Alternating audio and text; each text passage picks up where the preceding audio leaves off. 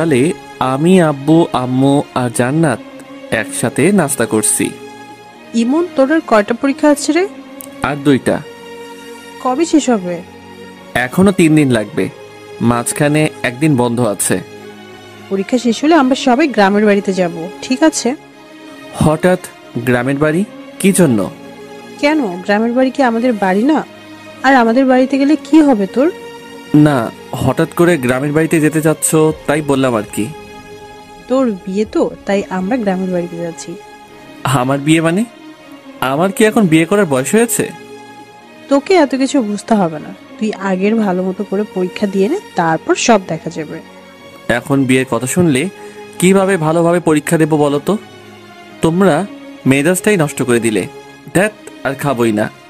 খাওয়া শেষ হয়ে গেছে, এখন বলছে আর খাবো না। এই পেতনি, চোখের সামনে থেকে সর বলছি। নাস্তা না শেষ করে রুমে চলে আসলাম, এখন বিয়ের কথা শুনে মেজাজটাই নষ্ট হয়ে গেল। ও, আপনাদের তো পরিচয়টাই দেওয়া হয়নি। আমি ইমন, অনার্স 2য় বর্ষে পড়ি। আব্বু নিজস্ব ব্যবসা সামলায়, আম্মু গৃহিণী বাড়িতে থাকে, আর ছোট বোন জান্নাত এইবার ইন্টার ফার্স্ট ইয়ারে পড়ে। একটু পড়াশোনা করে পরীক্ষা দেওয়ার উদ্দেশ্যে বের হলাম। পরীক্ষা শেষ হলো, তারপর আমরা সবাই একসাথে আড্ডা দিতে লাগলাম। দোস্ত, আমার না বিয়ে ঠিক করছে। বলিস কি? কার সাথে তোর বিয়ে হচ্ছে? জানি না রে, আম্মু বলল আর কি। তা দোস্ত, ইনভাইট করবি না? আরে রাখ তোদের ইনভাইট, আমার কি এখন বিয়ে করার বয়স হয়েছে? বিয়ের বয়স হয়নি, এতদিনে বিয়ে দিয়ে দিলে তো 2-3টা বাচ্চার বাবা হয়ে যেতি। তুই আসলেই একটু বেশি কথা বলিস। এভাবে বন্ধুদের সাথে কিছুক্ষণ আড্ডা দেওয়ার পর বাড়ি চলে আসলাম। কলিং বেল দিতেই আম্মু এসে দরজা খুলে দিল। তাড়াতাড়ি গোসল করে আয়, খাবার টেবিলে অপেক্ষা করছি। ঠিক আছে। তারপর আমি শাওয়ার নিলাম। কিছুক্ষণ পর নিচে এসে লাঞ্চ করতে লাগলাম। আব্বু আসে নাই। না, আজকে আসলো না, আজকে নাকি কাজের চাপ আছে, তাই ওখানেই লাঞ্চ করে নিয়েছে। ও আচ্ছা। তারপর লাঞ্চ শেষ করে রুমে এসে বই নিয়ে পড়তে বসলাম। বিকেল পর্যন্ত পড়লাম, তারপরে বাইরে আড্ডা দিতে গেলাম। বাজারে গিয়ে দেখি সামি, হাসিব, আশিক ওরা সবাই চলে এসেছে। কি খবর মামা, আজকে তো দেরি করলি যে? পড়ছিলাম, একটু দেরি হয়ে গেল। এত পড়ে কি হবে রে? ইমন কি তোদের মতো নাকি? ও পড়াশোনা নিয়ে ব্যস্ত। এইভাবে রাত 8টা পর্যন্ত আমরা আড্ডা দিলাম, ক্যারাম খেললাম, সিগারেট খেলাম। তারপর বাসায় চলে আসলাম, ফ্রেশ হয়ে নিলাম। একটু পরেই আব্বু আসলো, সবাই একসাথে ডিনার করে নিলাম। রুমে গিয়ে পড়তে বসলাম। একটু পড়াশোনা করে আর ভালো লাগছে না, তারপরে ফেসবুকে ঢুকলাম, একটু ঘোরাঘুরি করে ঘুমিয়ে পড়লাম। এভাবে 2টা দিন কেটে গেল। আমার পরীক্ষা শেষ। আম্মু এখন বলছে আমাকে নাকি গ্রামের বাড়ি যেতে হবে বিয়ে করতে। এ তো এক মহা ঝামেলায় পড়লাম। আম্মু, এখন বিয়ে না করলে হয় না? না, হয় না, তোকে বিয়ে করতে হবে। আম্মু প্লিজ, এখন জোর করো না, এখন আমি বিয়ে করতে পারবো না। এত বেশি কথা বলিস কেন? তোর বাবা বিয়ে ঠিক করেছে, বিয়ে তোকে করতে হবে। তাড়াতাড়ি রেডি হয়ে নে, গ্রামের বাড়িতে যা। তারপর আম্মু আব্বু আমাকে একরকম জোর করে গ্রামের বাড়িতে নিয়ে যাওয়ার জন্য রাজি করালো। রাজশাহী শহর থেকে আমাদের গ্রামে যেতে প্রায় 3 ঘন্টার মতো সময় লাগে। আমরা ট্রেনে করে গ্রামের বাড়িতে যাচ্ছি। আমার মনটা একদম খারাপ। আমাকে জোর করে বিয়ে দিয়ে দিচ্ছে, একেবারে বাল্যবিবাহ। 4 ঘন্টা পর আমরা আমাদের গ্রামে পৌঁছালাম। অনেকদিন পর গ্রামে আসছি। পড়াশোনার জন্য গ্রামে তেমন আশাই হয় না। গ্রামের পরিবেশ আমার খুব ভালো লাগে। চাচা আমাদের জন্য গাড়ি পাঠিয়ে দিয়েছে। 30 মিনিটের রাস্তা পেরোনোর পরেই আমরা চাচার বাড়িতে পৌঁছে গেলাম, মানে আমাদের বাড়িতেই। দেখলাম আমাদের গ্রামের বাড়িটা খুব সুন্দর করে সাজানো হয়েছে। আমি তো কিছুই বুঝতে পারলাম না। আমি আম্মু আব্বুর পেছনে পেছনে ভিতরে ঢুকলাম। আমার দিকে সবাই এভাবে তাকিয়ে আছে কেন? আর বাড়ি ভর্তি এত আত্মীয় স্বজন কেন এসেছে? আমি আম্মুকে ডাক দিলাম, এসব কি হচ্ছে? আমি তো কিছুই বুঝতে পারছি না। কি বুঝবি তুই? তোমরা আমাকে তো জোর করে বিয়ে দেওয়ার জন্য নিয়ে আসলে, তাহলে চাচার বাড়িতে এত সব আয়োজন কিসের? আমি তো কিছুই বুঝতে পারছি না। নীলার সাথে তোর বিয়ে ঠিক হয়েছে। আম্মু মজা করো না তো, কার সঙ্গে বিয়ে ঠিক হয়েছে বলো তো তুমি? তোর চাচার মেয়ে নীলার সাথে তোর বিয়ে ফাইনাল। না, এ হতে পারে না। ওর মতো একটা পিচ্চি মেয়েকে আমি বিয়ে করতে পারবো না। আর ও তো আমার চাচাতো বোন হয়, ওর সাথে কি আমার বিয়ে হয় নাকি? তোকে এত কথা বলা লাগবে না, আগামীকালকে তোদের বিয়ে, এখন তুই প্রস্তুত হয়ে নে। আম্মু তোমরা না আমার নিজের লোক, তোমরা আমার সাথে এরকম করতে পারলে? শোন, যেটা ভালো হয় সেটাই আমরা করছি।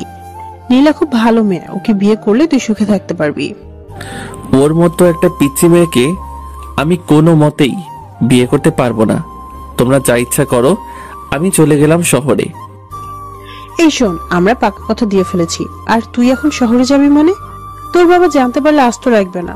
আর এত কিছুর আয়োজন দেখছিস, এখন কি বিয়ে কোনোভাবে ভেঙে দেওয়া যায় নাকি? তোকে বিয়ে করতে হবে। তারপর আম্মু আব্বুকে ডাক দিল। আব্বু আর আম্মু একসাথে আমাকে প্যারা দিতে লাগলো। আমাকে কোনো কথা বলার সুযোগই দিল না। আমাকে রেখে আম্মু আর আব্বু চলে গেল। এদিকে চাচার বাড়িতে অনেক মানুষ আমাকে দেখতে আসছে, মনে হয় কখনো দেখেনি। আমি চুপচাপ বসে আছি। একের পর এক রুমের ভিতরে আসতেই আসে। একটু পর নীলা ও তার সাথে কয়েকটা মেয়ে রুমের ভেতরে আসলো। কেমন আছো তুমি? তোরা তো আমাকে ভালো থাকতে দিচ্ছিস না। ও মা, হবু বউয়ের সাথে কেউ তুই করে কথা বলে নাকি? আরে রাখ তোর বউ, আমি তোকে কখনো বিয়ে করতে পারবো না। ছি ছি, কি সব বাজে কথা বলছো তুমি? শোনো, এরা হলো আমার বান্ধবী, তোমার সাথে পরিচয় করিয়ে দেওয়ার জন্য নিয়ে আসলাম। আমি কি বলবো ভেবে পাচ্ছি না। এরা তো সবাই একদল পিচ্চি। নীলা সবেমাত্র এসএসসি পরীক্ষা দিয়েছে। এসব পিচ্চিদের সাথে আমার একদমই কথা বলতে ইচ্ছে করছে না। আমি ফোনটা বের করে টিপতে লাগলাম। একটু পরে আবার নীলা আসলো। ওগো শুনছো, ওয়াশরুমটা ওইদিকে, যাও গিয়ে শাওয়ার নিয়ে আসো। নাকি আমার কোনো হেল্প লাগবে? নীলা শোন, আমি তোর ভাই না? ভাইয়ের সাথে কেউ এরকম বলে নাকি? হ্যাঁ, তোর আর আমার কখন এসব হয় নাকি? দেখো, তুমি যদি আর একবার ভাই বোনের কথা বলো, তাহলে কিন্তু আমি শাশুড়ি আম্মাকে বিচার দিব। চুপ তুই। তোর মতো একটা পিচ্চি মেয়েকে আমি কখনো বিয়ে করতে পারবো না। চোখের সামনে থেকে সর বলছি। নীলা মুখ গোমরা করে চলে গেল। আমি কি করব ও মুখ গোমরা করলে? ওর সাথে আমার কখনো এরকম হয় নাকি? একটু পর আম্মু আসলে রুমে।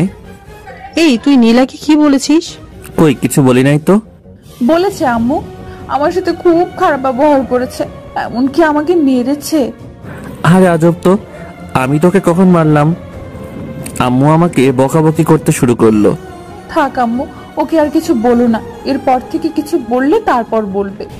আচ্ছা ঠিক আছে নীলামা, তুই বলছিস তাই শুনলাম, না হলে ওকে আজ আমি মারতাম। আম্মু তুই ওর জন্য আমাকে মারবে? হ্যাঁ মারবই তো। আম্মু তুমি আমাকে বিশ্বাস পর্যন্ত করছো না।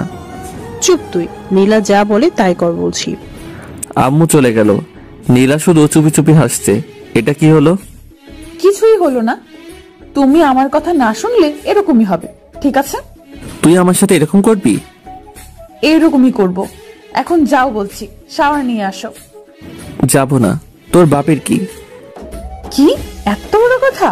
আম্মু! আমি অমনি নীলার মুখটা চেপে ধরলাম। কি করছিস কি? আম্মুকে ডাকার কি দরকার? আমি আম্মুকে বলবো তুমি আমাকে আবার মারছো। তুই মিথ্যে কথা বলবি? কই মিথ্যা বলছি, আম্মুকে ডাকবো? না থাক। ওকে যাও, শাওয়ার নিয়ে আসো। তোর কথা মতো নাকি? আবার থামো, দেখাচ্ছি মজা। এই বলে নীলা আমাকে ঠেলতে ঠেলতে ওয়াশরুমের মধ্যে নিয়ে গেল। ওয়াশরুমের ভিতরে গিয়ে দরজা বন্ধ করে দিল। এই এই এই, এটা কি করছিস তুই? বেশি কথা বলো না, চুপচাপ শাওয়ারের নিচে গিয়ে দাঁড়াও। কি? আমি তোর সামনে গোসল করব? যা বলছি তুই এখান থেকে। এই যে মিস্টার, চোখ নামিয়ে কথা বলো, নয়তো আমি কিন্তু চিৎকার করব। চিৎকার করবি মানে? চিৎকার করব, আর সবাইকে বলবো তুমি আমাকে ওয়াশরুমে নিয়ে এসে দরজা বন্ধ করে দিয়েছো। এই না না, এমন করিস না, আমার লক্ষ্মী বোন। কি? তুমি আবার আমাকে বোন বলছো? দাঁড়াও দেখাচ্ছি। এই বলে নীলা আমার একেবারে কাছে এসে আমার গলা জড়িয়ে ধরলো। আমাকে একটা লিপ কিস দিয়ে পালিয়ে গেল। ওর মতো একটা মেয়ে আমাকে কিস করলো। ওকে তো কোনোভাবেই বিয়ে করা যাবে না, আমার জীবনটা একেবারে শেষ করে দেবে। তারপরে আমি শাওয়ার নিলাম। হায় রে, ওয়াশরুমে আমি তো কোনো কাপড় নিয়ে আসি নাই। এখন আমি কি করব? এই অবস্থায় আমি কিভাবে বাইরে যাব? ওয়াশরুমের দরজা খুলে একটু মুখ বাড়াতেই দেখলাম নীলা বিছানার উপর বসে আছে। ওই নীলা, আমি না ওয়াশরুমের ভেতরে কিছুই নিয়ে আসি নাই। ব্যাগ থেকে আমার কিছু কাপড় দে না প্লিজ। এইভাবে বললে হবে না, মিষ্টি করে বলো, তারপরে আমি দিয়ে যাচ্ছি। মিষ্টি করে কিভাবে বলবো? তুমি বলো, ওগো শুনছো, ব্যাগ থেকে আমার কিছু কাপড় দিয়ে যাও না। কি আর করব, নীলার কথা শোনা ছাড়া আমার তো আর কোনো উপায় নেই। ওগো বউ শুনছো, ব্যাগ থেকে আমার কিছু কাপড় দিয়ে যাও না। নীলা হাসতে হাসতে কাপড় নিয়ে আমার সামনে এসে দাঁড়ালো। আর কোনো হেল্প লাগবে নাকি? মানে? না, চেঞ্জ করার। আমি অমনি দরজা আটকে দিলাম। ওর মতো একটা পিচ্চি মেয়ের সাথে আমি কিভাবে সারা জীবন কাটাবো? তারপরে চেঞ্জ করে রুমের ভিতরে আসলাম। দেখলাম নীলা সোফায় বসে আছে। কি তোর সমস্যা কি? তুই সব সময় এখানে কি করছিস? তুমি আমার সাথে ভালোভাবে কথা বলবি কিন্তু, না হলে। না হলে? না হলে কি করবি তুই? তোর মতো একটা পিচ্চি মেয়ে আমাকে শুধু বিরক্ত করতে জানিস। ওকে, আর বিরক্ত করব না, এখন শুধু ভালোবাসবো।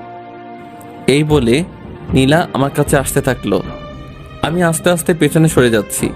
সরতে সরতে দেওয়ালের সাথে আটকে গেলাম। এই পিচ্চি, একদম কাছে আসবি তো বলছি। নীলা আস্তে আস্তে আমার একেবারে কাছে চলে আসলো। ভয় করছো কেন?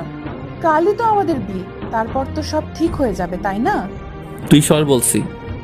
ওকে চলো, নিচে সবাই লাঞ্চ করার জন্য অপেক্ষা করছে। তুই যা, আমি তোর সাথে যাব না। বেশি কথা বলো না, একসাথে চলো বলছি, না হলে কিন্তু আবার কাছে আসবো। না না, কাছে আসিস না, চল তোর সাথে যাব। তারপর আমি নিচে গিয়ে লাঞ্চ করার জন্য একটা চেয়ারে গিয়ে বসলাম। সবাই আমাদের দিকে তাকিয়ে আছে। আমাদের বলতে আমার আর নীলার দিকে সবাই হাঁ করে তাকিয়ে আছে। নীলার আম্মু মানে চাচি বলল, নীলা তুই জামাইয়ের পাশে গিয়ে বস। আমি তো একদম অবাক, চাচি আমাকে আগেই জামাই বলছে। না কোনো পাগলের পাল্লায় পড়লাম রে, যে কিছুই বুঝতে পারছি না। এদিকে নীলা আমার পাশের চেয়ারে বসে আমাকে শুধু বিরক্ত করে যাচ্ছে, পা দিয়ে শুধু আমার পায়ে টোকা দিচ্ছে। আমি তাড়াতাড়ি লাঞ্চ শেষ করে রুমে এসে দরজা বন্ধ করে দিলাম, যাতে পিচ্চিটা আমাকে বিরক্ত করতে না পারে। আমি ফোনটা বের করে স্বামীকে একটা ফোন দিলাম। মামা কি খবর, কি করছিস? আর বলিস না, এখানে আমার একদম ভালো লাগছে না। কবে যে বাসায় আসবো রে? কেন ভালো লাগছে না কেন? এখানে সব পিচিদের পাল্লায় পড়েছি, আমার একদমই ভালো লাগছে না। আচ্ছা মামা, তাহলে থাক, আমরা সবাই এখন ব্যস্ত আছি, পরে কথা হবে। কিসের ব্যস্ত?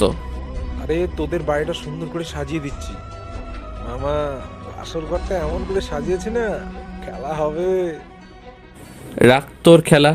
তারপরে ফোনটা কেটে দিলাম। ফেসবুকে ঢুকে অযথাই ঘোরাঘুরি করলাম, কিছুই যে ভালো লাগছে না। এদিকে তো ফেসবুকে শুধু মেসেজ আসতেই আছে, সবাই উইশ করছে, বিয়ের উইশ।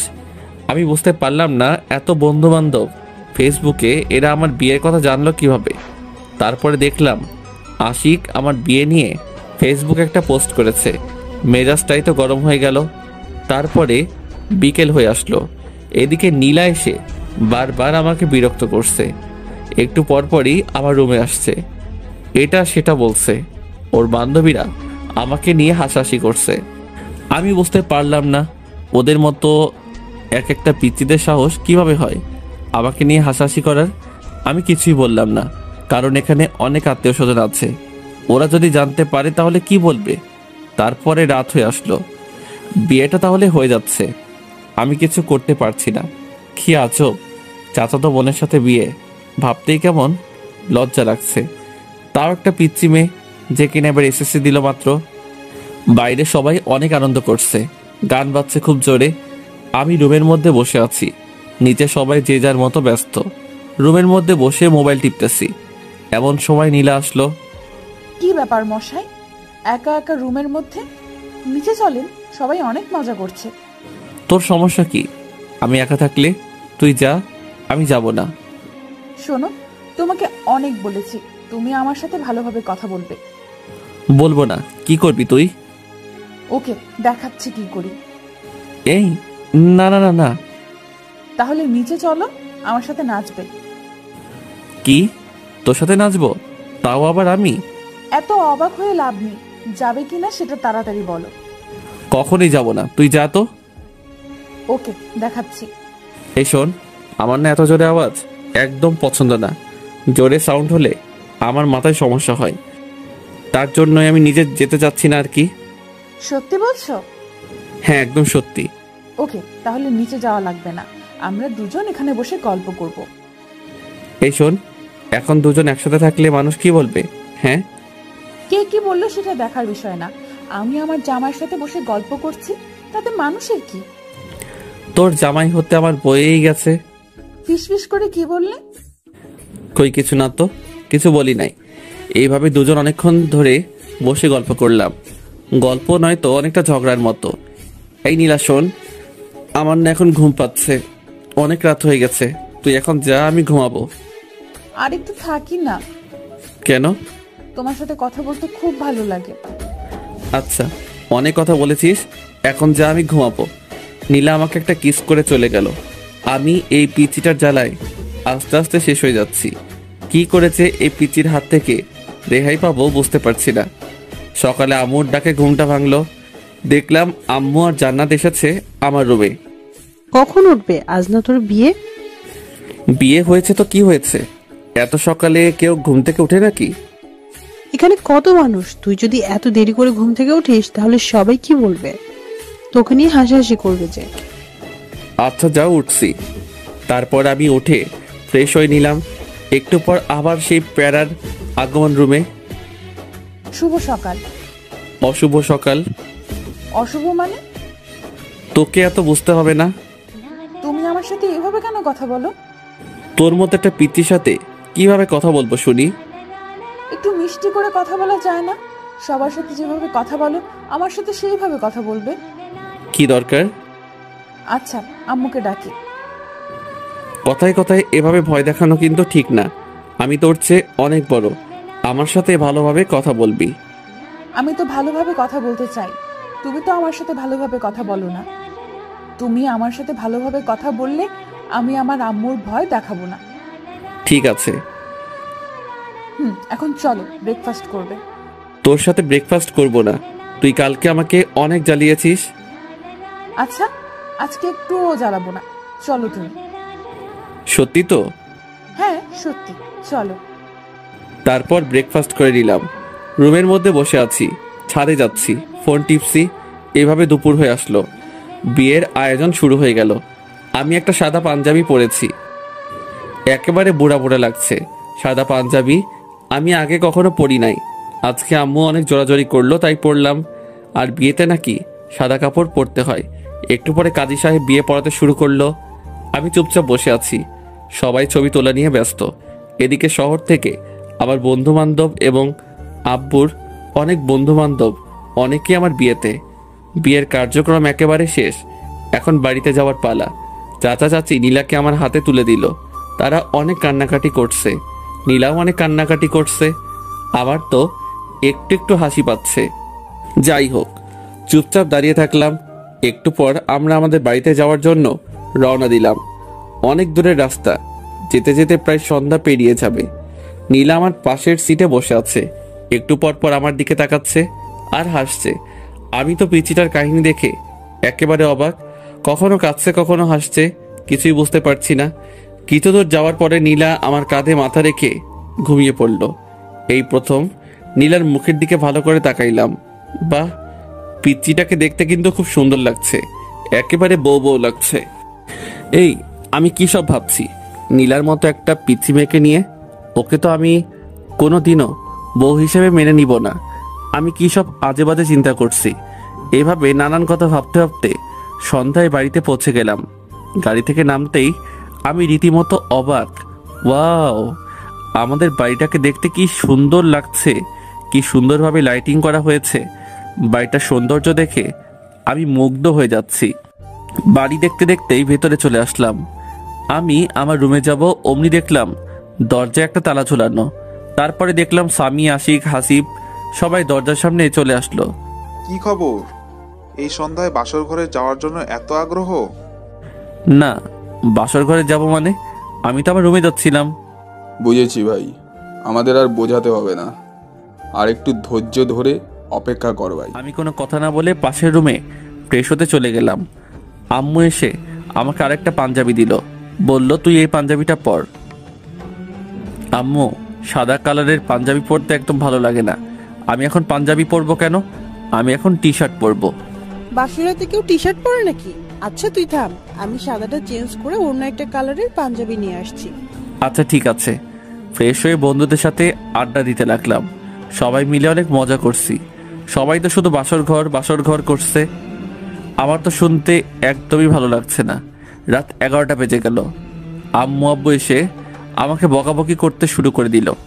তোর বুদ্ধি বলতে কিছুই নেই। এখন রাত 11টা বেজে গেছে আর তুই এখনো বসে আছিস? যা তাড়াতাড়ি রুমে যা। মাথা নিচু করে চুপচাপ রুমে যাচ্ছি। দরজার সামনে যেতেই স্বামী আমার কাছে আসলো। মামা, বালিশের নিচে রাখা আছে। তোর শালা শর্ত সামনে থেকে। তারপর আমি দরজা খুলতেই পুরোপুরি অবাক হয়ে গেলাম। রুমটা এত সুন্দর করে সাজানো আমি কিছুতেই বোঝাতে পারবো না। আমি এদিকে ওদিকে ঘুরে রুমটা দেখতে লাগলাম। বিছানাটাও খুব সুন্দর করে সাজানো। চোখ পড়লো নীলার দিকে। দেখলাম বিছানার মাঝখানে ঘোমটা দিয়ে বসে আছে। আমি সোফায় গিয়ে বসে পড়লাম। আই, তুমি সোফায় কেন বসলে? তোর মাথায় বসবো নাকি? বাসর রাতে কেউ কারো মাথায় বসে না। তুমি আমার সামনে এসে বসো। তোর সামনে আমি বসবো না। এটা কিন্তু বাড়াবাড়ি হয়ে যাচ্ছে। কাছে আসো বলছি। শোন, তোর মতো একটা পিচ্চি মেয়েকে আমি বউ হিসেবে কখনোই মেনে নেব না। কেন? আমার দোষ কি? কি করেছি আমি? জানি না কি তোর দোষ, কিন্তু তোর মতো একটা পিচ্চি মেয়েকে আমি আমার বউ করে নিতে পারবো না। কেন আমাকে বউ হিসেবে মেনে নিবে না? তাহলে কেন আমাকে বিয়ে করলে? আব্বু আম্মুর জোরাজোরিতে তোকে বিয়ে করেছি, না হলে কখনোই তোর মতো পিচ্চিকে আমি বিয়ে করতাম না। বিয়েটা কি একটা ছেলে খেলা পেয়েছো নাকি, যে তুমি তোমার আব্বু আম্মুর জোরাজোরিতেই আমাকে বিয়ে করবে আর আমার জীবনটা নষ্ট করে দেবে? তোর জীবন নষ্ট করতে চাইনি। বিয়ে করেছো আর এখন বলছো বউ হিসেবে মানি না? দেখাচ্ছি তোমায়। নীলা বিছানা থেকে নেমে আমার কাছে আসছে। দেখ পিচ্চি, একদম আমার কাছে আসার চেষ্টা করবি না, না হলে কিন্তু খবর আছে। কি করবে তুমি শুনি? মারবো তোকে। আম্মু, আম্মু, তোমার ছেলে আমাকে মারছে। এই পিচ্চি, চিৎকার করছিস কেন? আমি তোকে কখন মারলাম?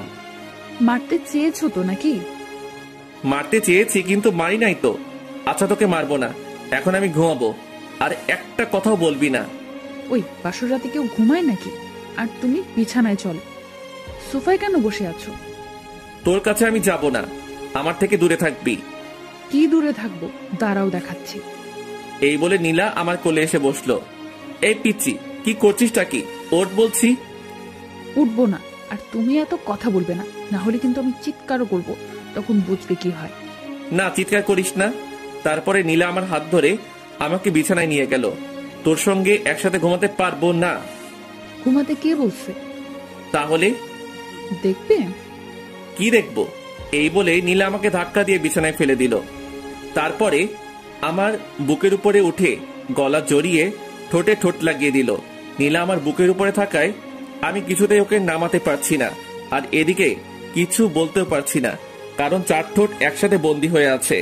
অনেকক্ষণ পর নীলা আমাকে ছাড়লো। দুজনেই অনেক হাঁপাচ্ছি, কেউ কোনো কথা বলতে পারছি না। একটু পরে নীলা আমার বুকের উপর মাথা রেখে শুয়ে পড়লো। এই পিচ্চি, তোকে অনেকক্ষণ থেকে সহ্য করছি, এখন আমার উপর থেকে নাম বলছি। শোনো, তুমি বেশি কথা বলবে না বলছি, না হলে কিন্তু আমি আম্মুর কাছে বিচার দিব, আর তারপরে কি হবে তুমি ভালোভাবেই বুঝতে পারছো। আমি আর কোনো কথা বললাম না, কারণ কথা বলার কোনো রাস্তা নেই। সব রাস্তা এই পিচি শয়তানি আটকে দিয়েছে। আমি শুধু ভাবছি এই পিচির হাত থেকে কিভাবে রেহাই পাবো। আল্লাহ, তুমি আমাকে এর হাত থেকে বাঁচাও। আমি আর পারছি না, এইটুকু একটা মেয়েকে কিভাবে নিজের বউ করে নেব বুঝতে পারছি না, তাও আমার চাচাতো বোন। মেনে নেওয়া একেবারে অসম্ভব। এই নীলা, এবার আমার উপর থেকে নাম, নেমে ঘুমা, অনেক রাত হয়েছে। বাসর রাতে কেউ ঘুমায় না। ওকে, আমার উপর থেকে নাম, আমার অনেক ভারী লাগছে তো। তারপরে নীলা আমার উপর থেকে নামলো, কিন্তু ছাড়লো না, মানে পাশ কাটিয়ে আমাকে জড়িয়ে ধরে আছে। দেখ নীলা, অনেক জার্নি করেছি, আমার ভীষণ টায়ার্ড লাগছে, আমাকে ঘুমাতে হবে, না হলে অসুস্থ হয়ে পড়বো। আরো অনেক কিছু বাকি আছে। আর তুমি এখনই ঘুমাবে? মানে বোঝো না? তুমি তো অনেক বড়, আমাকে পিচ্ছি বলো, আর তুমি বোঝো না? আমি এইটুকু মেয়ের কথা শুনে একেবারে অবাক হয়ে যাচ্ছি। নীলা দেখ, জোর করে ভালোবাসা পাওয়া যায় না। আমি জোর করে আমার স্বামীর ভালোবাসা আদায় করে নিব। আমি পাশ কাটিয়ে অন্যদিকে ঘুরলাম। নীলা আমাকে পেছন থেকে জড়িয়ে ধরছে। নীলা হয়তো আমার আদর পাওয়ার জন্য অপেক্ষা করছে, কিন্তু আমি এই পিচ্চি মেয়েটাকে কিছুতেই বউ হিসেবে মানতে পারছি না। নীলা নড়াচড়া করছে, আমি চুপচাপ শুয়ে আছি। একটু পর পর আমাকে ছাড়ছে, আবার জড়িয়ে ধরছে। অনেকক্ষণ পর লক্ষ্য করলাম নীলা আর নড়ছে না, হয়তো ঘুমিয়ে পড়েছে। আমিও এটা সেটা ভাবতে ভাবতে ঘুমিয়ে পড়লাম। সকালে ঘুম থেকে উঠে আমি নীলাকে দেখে চমকে উঠলাম। কি যে বলবো বুঝতে পারছি না। নীলার শাড়ি একেবারে এলোমেলো হয়ে আছে। আমি তো প্রথমবার দেখে ভীষণ লজ্জা পেয়েছি।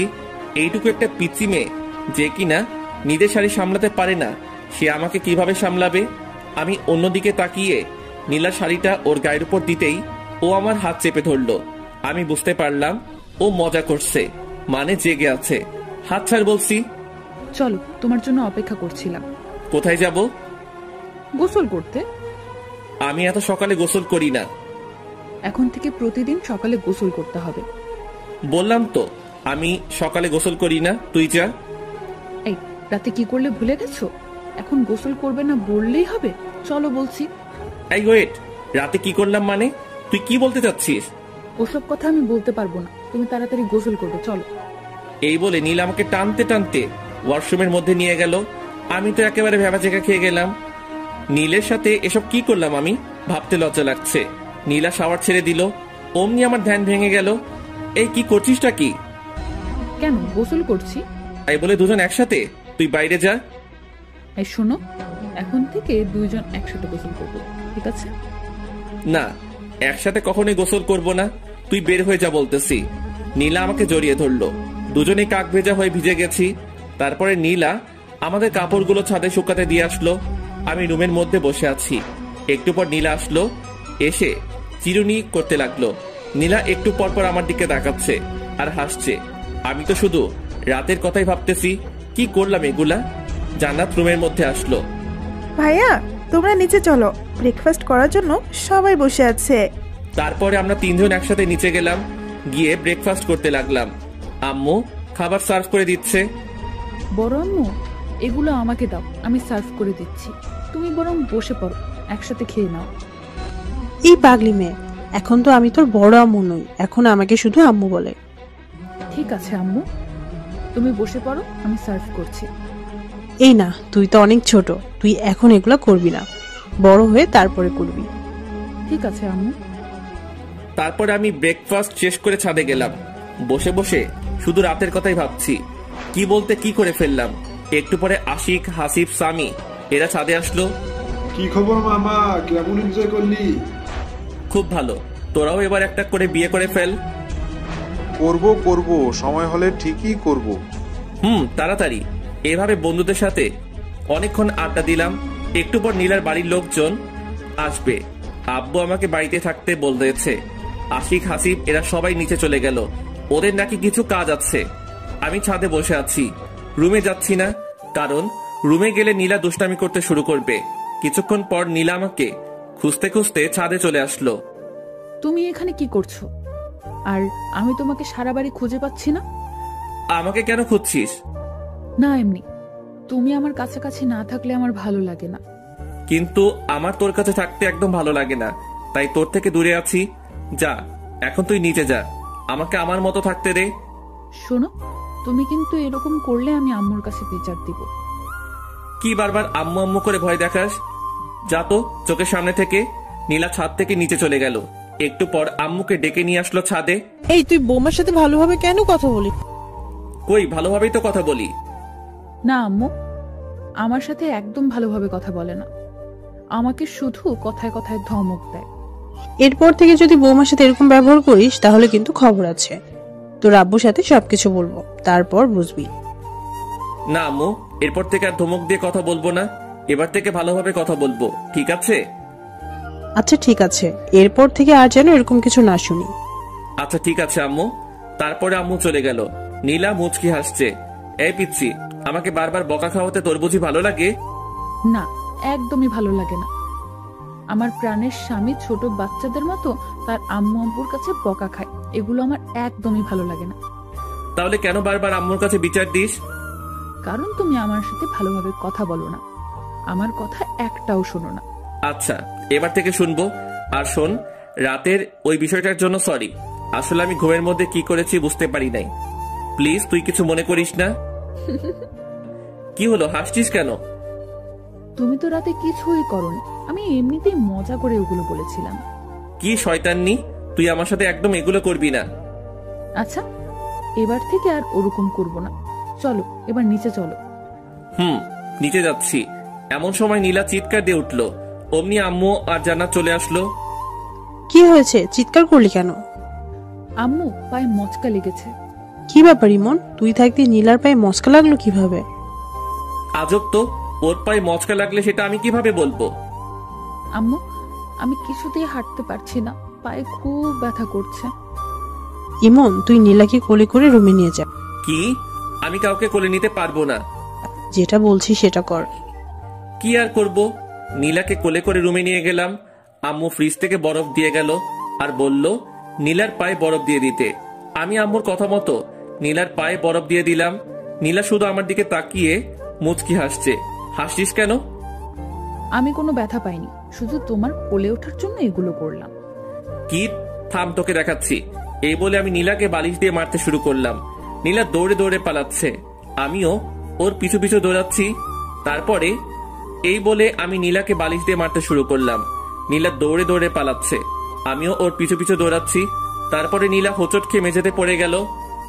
ও মা গো, মরে গেলাম। তুই আবার আমাকে বোকা বানাচ্ছিস? থাম, তোকে দেখাচ্ছি। এই বলে আমি নীলাকে বালিশ দিয়ে মারতে শুরু করলাম। নীলা পায়ে হাত দিয়ে বসে আছে। শোনো, আমি সত্যিই বলছি, এবার আমার পায়ে খুব লেগেছে, খুব ব্যথা পাচ্ছি। কই দেখি তোর পা। দেখলাম নীলার পা অনেকটা ফুলে আছে। আমি বুঝতে পারলাম এবার ওর পায়ে সত্যি সত্যি লেগেছে। আমি নীলাকে উঠিয়ে বিছানায় শুইয়ে দিলাম। তারপর নীলার পায়ে বরফ লাগিয়ে দিলাম। একটু পর নীলার বাড়ির লোকজন আসলো। আমি আর নীলা সবার সাথে কথা বললাম। আম্মু বলল আমাকে নাকি আজকে নীলার বাড়িতে যেতে হবে, এটা নাকি নিয়ম। আমি অনেক অজুহাত দেখিয়ে না যাওয়ার চেষ্টা করলাম, কিন্তু আমাকে জোর করে পাঠিয়ে দিল। বিকেলের দিকে আমি নীলা আর জান্নাত রওনা দিলাম শ্বশুর বাড়িতে। পৌঁছাতে পৌঁছাতে রাত্রি হয়ে গেল। ওখানে পৌঁছে ফ্রেশ হয়ে ডিনার করে নিলাম। নীলার বাড়িতে এখনো অনেক আত্মীয় স্বজনরা আছে। এখানে এসে জামাই আদর ভালোই পেলাম। রাতে রুমে বসে আছি, এমন সময় নীলা আসলো। এই চলো না, দুজন ছাদে ঘুরে আসি। ভালো লাগছে না, তুই যা। তুমি সবসময় এরকম করো কেন? কি রকম করি? এই যে আমার একটা কথাও শোনো না। এই রাত্রিবেলা কেউ ছাদে যায় নাকি? আচ্ছা, ছাদে যাওয়া লাগবে না, আমার কাছে আসো। তোর কাছে যাবো মানে? আমার কাছে আসো, আমি তোমাকে আদর করব। এই আমি কি ছোট নাকি যে আমাকে আদর করা লাগবে? আর তোর আদর নেওয়ার ইচ্ছা আমার নেই। ইচ্ছা না থাকলেও নিতে হবে। তুমি আমার স্বামী, আমি সবকিছু করতে পারি। এই বলে নীলা আমার দিকে এগিয়ে আসতে লাগলো। আমি বসা থেকে উঠে দাঁড়ালাম আর আস্তে আস্তে পিছনে সরতে লাগলাম। নীলা আমার কাছে এসে আমাকে জড়িয়ে ধরলো। আমি নীলাকে ছাড়াতে পারছি না। ওর শরীরে হাত দিয়ে আমি ওকে ছাড়াবো কিভাবে? ওকে ছাড়তে বলবো এমন সময় নীলা আমার মুখ বন্ধ করে দিল। এখন শুধু শব্দ করতে পারছি, এর বেশি কিছু বলতে পারছি না। একটু পর নীলা ওর ঠোঁট সরিয়ে নিল আর আমার বুকে মাথা লুকালো। আমাকে খুব শক্ত করে জড়িয়ে ধরলো।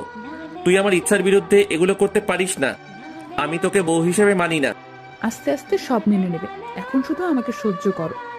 আর বেশি কিছু করতেই পারবে না, আর এর বেশি কিছুই করতে পারবে না। জোর করে ভালোবাসা পাওয়া যায় না। আমি জোর করেই ভালোবাসা আদায় করে নেব। আমার ঘুম পাচ্ছে, আমাকে ছাড়। তুই আজ কোনো ঘুম হবে না, আজ সারা রাত শুধু রোম্যান্স হবে। তুই পিচ্ছি মেয়ে, তুই রোমান্সের কি বুঝিস? অনেক কিছুই বুঝি। আমি নীলার কাছ থেকে ছুটে বিছানায় এসে শুয়ে পড়লাম। নীলা এসে আবারও পাশে শুয়ে পড়লো। আমি নীলার বিপরীত দিকে তাকাইলাম। নীলা আমাকে পেছন থেকে জড়িয়ে ধরলো।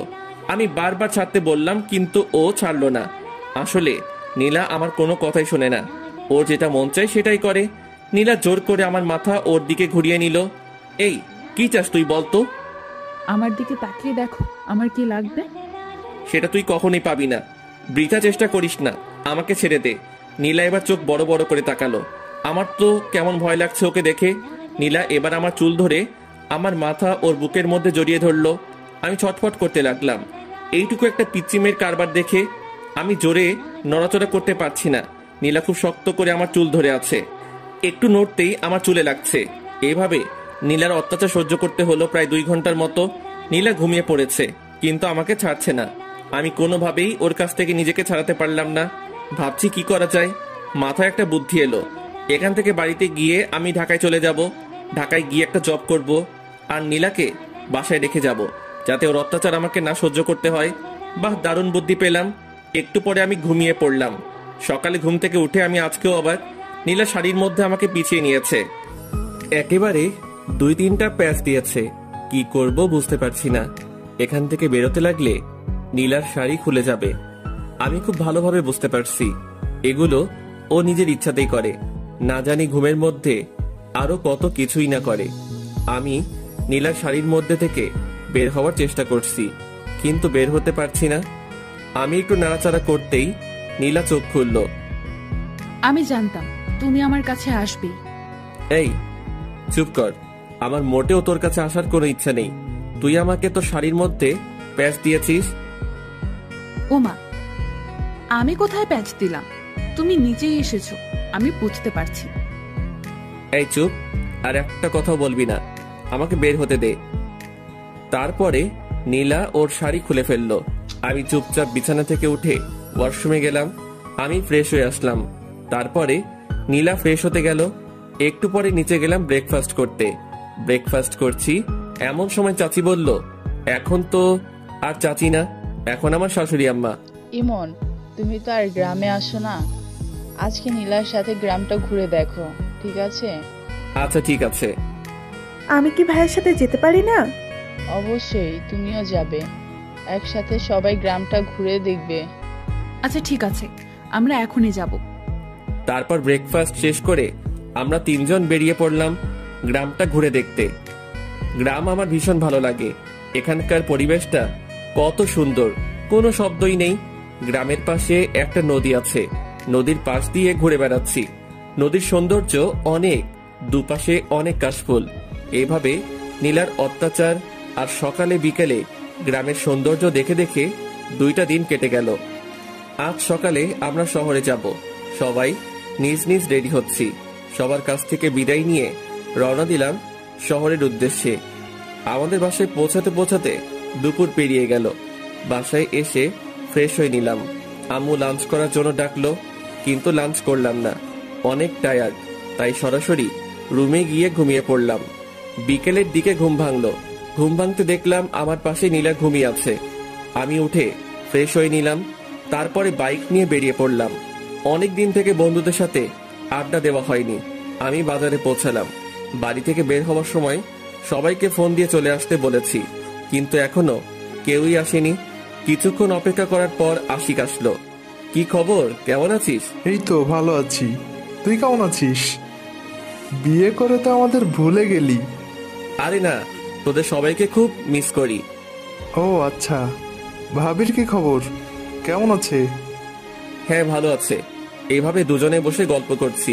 কিছুক্ষণ পর হাসিব আর সামি আসলো। আমরা 4 জন ক্যারাম খেলতে শুরু করলাম। আমরা নিয়মিত ক্যারাম খেলি। কিছুদিন না খেলায় আমি তেমন খেলতে পারছি না। ক্যারাম খেলছি আর সিগারেট টানছি। কখন যে রাত হয়ে গেছে বুঝতেই পারি নাই। আমরা সবাই যে যার বাসায় চলে আসলাম। আমার বাসায় পৌঁছাতে পৌঁছাতে রাত 9টা বেজে গেল। কলিং বেল দিলাম। আম্মু এসে দরজা খুলে দিল। আচ্ছা তোমরা যাও, আমি ফ্রেশ হয়ে আসছি, তারপরে আমি ওয়াশরুমে যাব। এমন সময় নীলা এসে সামনে দাঁড়ালো। কি সমস্যা তোর, সামনে দাঁড়িয়েছিস কেন? তুমি কোথায় গিয়েছিলে আমাকে না বলে? কোথায় যাব না যাব সেটা কি তোকে বলে যেতে হবে নাকি? আই ওয়েট, তুমি কি খেয়েছো? কি খেয়েছি মানে? তুমি স্মোক করো, সিগারেটের গন্ধ বের হচ্ছে। শর্ত সামনে থেকে। আমি নীলার পাশ কাটিয়ে ওয়াশরুমে গেলাম। তারপরে ফ্রেশ হয়ে নিচে গেলাম ডিনার করতে। দেখলাম আম্মু, আব্বু, জান্নাত, নীলা সবাই বসে আছে আমার জন্য। একসাথে ডিনার করবে, তাই আমি গিয়ে বসে পড়লাম। আম্মু খাবার সার্ভ করতে শুরু করলো। আম্মু, তুমিও বসে পড়ো, আমাদের সাথেই খাবে। আচ্ছা ঠিক আছে, বসছি, তোরা খেতে শুরু কর। আব্বু, আমার কিছু কথা ছিল। হ্যাঁ বলো। আব্বু, আমি এখন জব করব। অনেক তো বসে থাকলাম, এখন একটা কোনো কাজ করি। তাছাড়াও এখন তো বিয়ে করেছি, একটা জব করা দরকার। না, তোকে কোনো জব করতে হবে না। দেখ, ভালো লাগে না। আমার একটা কথাও তোমরা শোনো না। আমি ডিনার না শেষ করে রুমে চলে আসলাম। নীলার কাছ থেকে বাঁচার একটা বুদ্ধি পেলাম। এটাও আব্বু বন্ধ করে দিল। এখন কি করব? কিভাবে এই পিচ্চি শয়তানির হাত থেকে বাঁচবো? একটু পরেই নীলা আসলো। নীলা এসে দরজা লক করে দিল। এই, তোমার সমস্যা কি? কোনো সমস্যা নেই। বলো বলছি। এই শোন, মাথা এমনিতেই গরম হয়ে আছে, আর রাগিয়ে দিস না বলছি। আমি বুঝতে পেরেছি তুমি আমার হাত থেকে বাঁচার জন্য বাইরে জব করতে যেতে চাচ্ছ। একটা কথা শুনে রাখো, আমার হাত থেকে তোমার নিস্তার নেই। তুমি যেখানেই যাও, আমি সব সময় তোমার পাশে থাকবো। তুই আসলেই একটু বেশি কথা বলিস। বেশি দেখছোটা কি? এখন দেখবে। মানে কি বলছিস? মানে তুমি স্মোক করো। এখন আমি সরাসরি আম্মুকে বলে দিব। তুই দেখেছিস আমি স্মোক করি? দেখি নাই, তবে গন্ধ পেয়েছি। এখনই আমি আম্মুকে বলছি। এই বলে নীলা বাইরের দিকে যেতে লাগলো। আমি ওর হাতটা ধরলাম। এই, আম্মুকে বলিস না প্লিজ।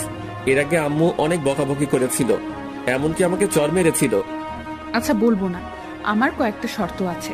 এগুলো শুনলে আমি আর আম্মুকে বলবো না। কি শর্ত? শর্তগুলো মানতে হবে কিন্তু, না হলে আমি সরাসরি আম্মুর কাছে যাব আর গিয়ে বলবো, আম্মু তোমার ছেলে আমাকে মেরেছে, আমার সাথে খারাপ ব্যবহার করেছে এবং সিগারেট খেয়েছে। আচ্ছা কি শর্ত বল? আমার সাথে ভালো করে কথা বলতে হবে, মানে তুমি করে কথা বলতে হবে। এসব তুই চলবে না, আমি যা বলবো সেগুলো তোমাকে শুনতে হবে। কখনোই পারবো না।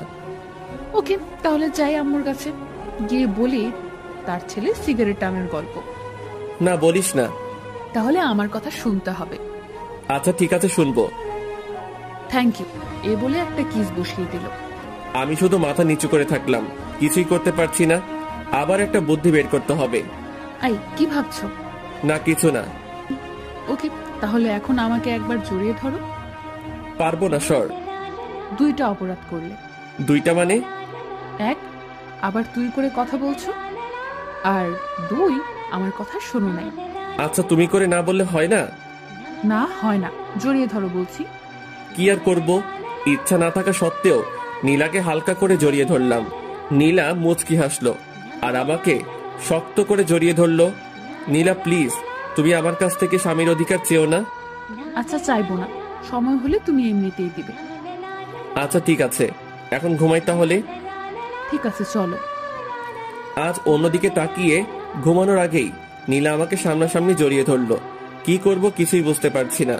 আস্তে আস্তে এই পিচ্চি মেয়েটার মায়ায় পড়ে যাচ্ছি। নীলার প্রতি কি আমার বেশি অন্যায় করা হচ্ছে না? আমি কি ওকে আপন করে নেব? না, কি সব ভাবছি। ও তো আমার চাচাতো বোন। চাচাতো বোন কি আর বউ হয়? আই, তুমি কি ভাবছো গো? না কিছু না। বলো বলছি। না তেমন কিছু না, আমার একটা গার্লফ্রেন্ড আছে, ওকে নিয়ে ভাবছি। সত্যি বলছো? হ্যাঁ। তুমি না এখন বিয়ে করেছো? তোমার গার্লফ্রেন্ড থাক বা না থাক, সবকিছু ভুলে যাও। কখনোই পারবো না। এর জন্য তুমি আমাকে আপন করে নিচ্ছ না? হ্যাঁ, নীলা আমাকে ছেড়ে দিল, মনে হয় কষ্ট পেয়েছে। পাক, একটু একটু কষ্ট পেলে আমাকে ছেড়ে চলে যাবে, আর তখনই আমার শান্তি হবে। এই পিচির জ্বালা আমার একদম সহ্য হয় না। তারপরে এটা সেটা ভাবতে ভাবতে ঘুমিয়ে পড়লাম। সকালে ঘুম থেকে উঠে দেখি নীলা আমার পাশে নেই। আজ একটু অবাক হলাম। প্রতিদিন ঘুম থেকে উঠে পিচ্চি যেরকম জ্বালা সহ্য করি, আজকে বেঁচে গেলাম। ব্যাপারটা কি? দেখলাম পিচ্চি গোসল করে বেরিয়ে আসছে, ভেজা চুল নিয়ে। ঘুম থেকে উঠে পড়েছো, যাও গোসল করে আসো। আমার এত সকালে গোসল করতে ভালো লাগে না। দেখো, তুমি যদি সকালে গোসল না করো তাহলে আম্মু ভাববে আমাদের মধ্যে কোনো সম্পর্ক হয়নি, আর তখন তারা অনেক কষ্ট পাবে।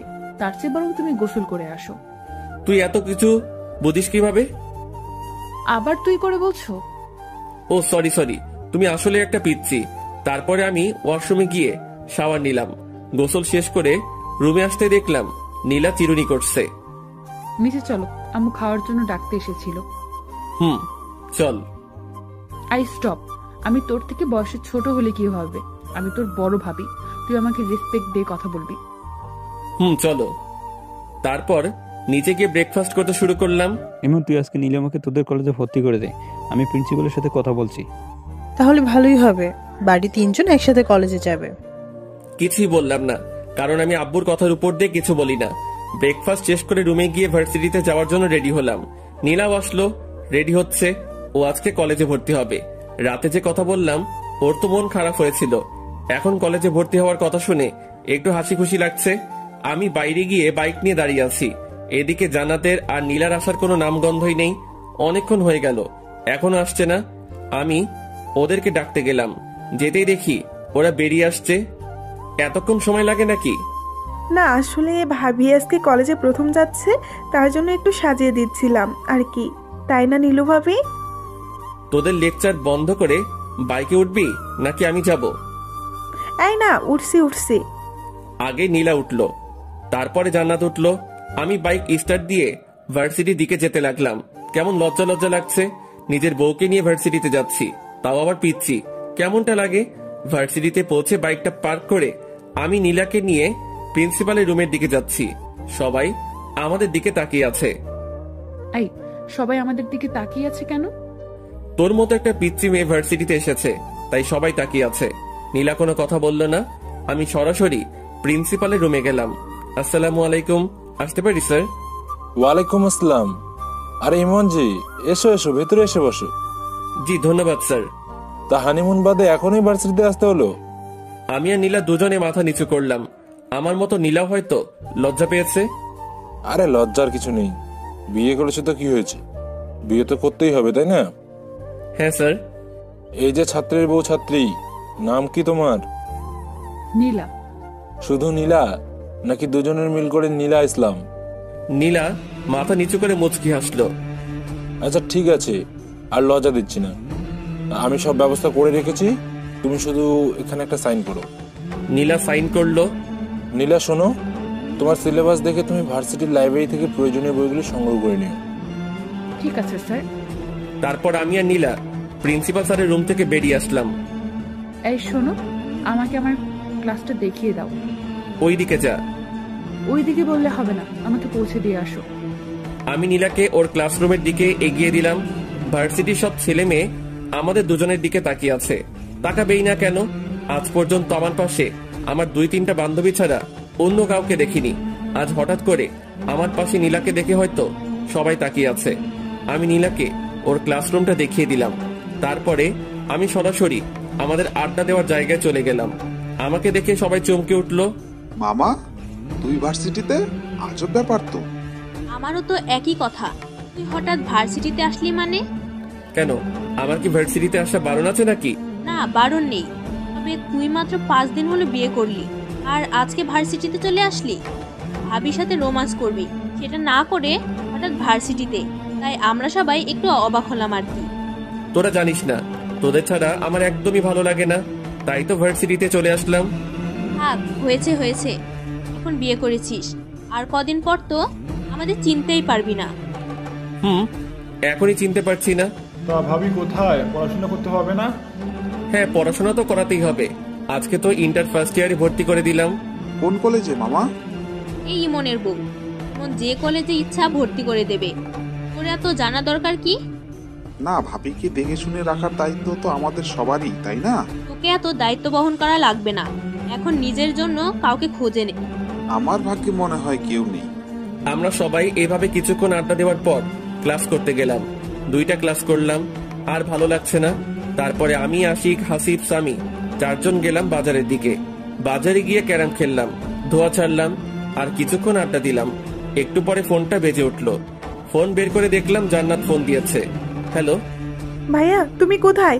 তাড়াতাড়ি ভার্সিটির দিকে আসো, ভার্সিটি বন্ধ হয়ে গেছে, ভাবিকে কোথাও খুঁজে পাচ্ছি না। আচ্ছা ঠিক আছে, আমি এক্ষুনি আসছি। দোস্ত তোরা থাক, আমার একটু কাজ আছে, আমি যাচ্ছি। তারপর আমি বাইকে স্টার্ট দিয়ে ভার্সিটির দিকে গেলাম। ভার্সিটিতে পৌঁছে দেখলাম জান্নাত বাইরে দাঁড়িয়ে আছে। নীলা কোথায়? ভার্সিটি বন্ধ হওয়ার পর সবাই যখন চলে যাচ্ছিল, আমি তখন অনেক খোঁজাখুঁজি করেছি, কিন্তু নীলা ভাবিকে কোথাও পাইনি।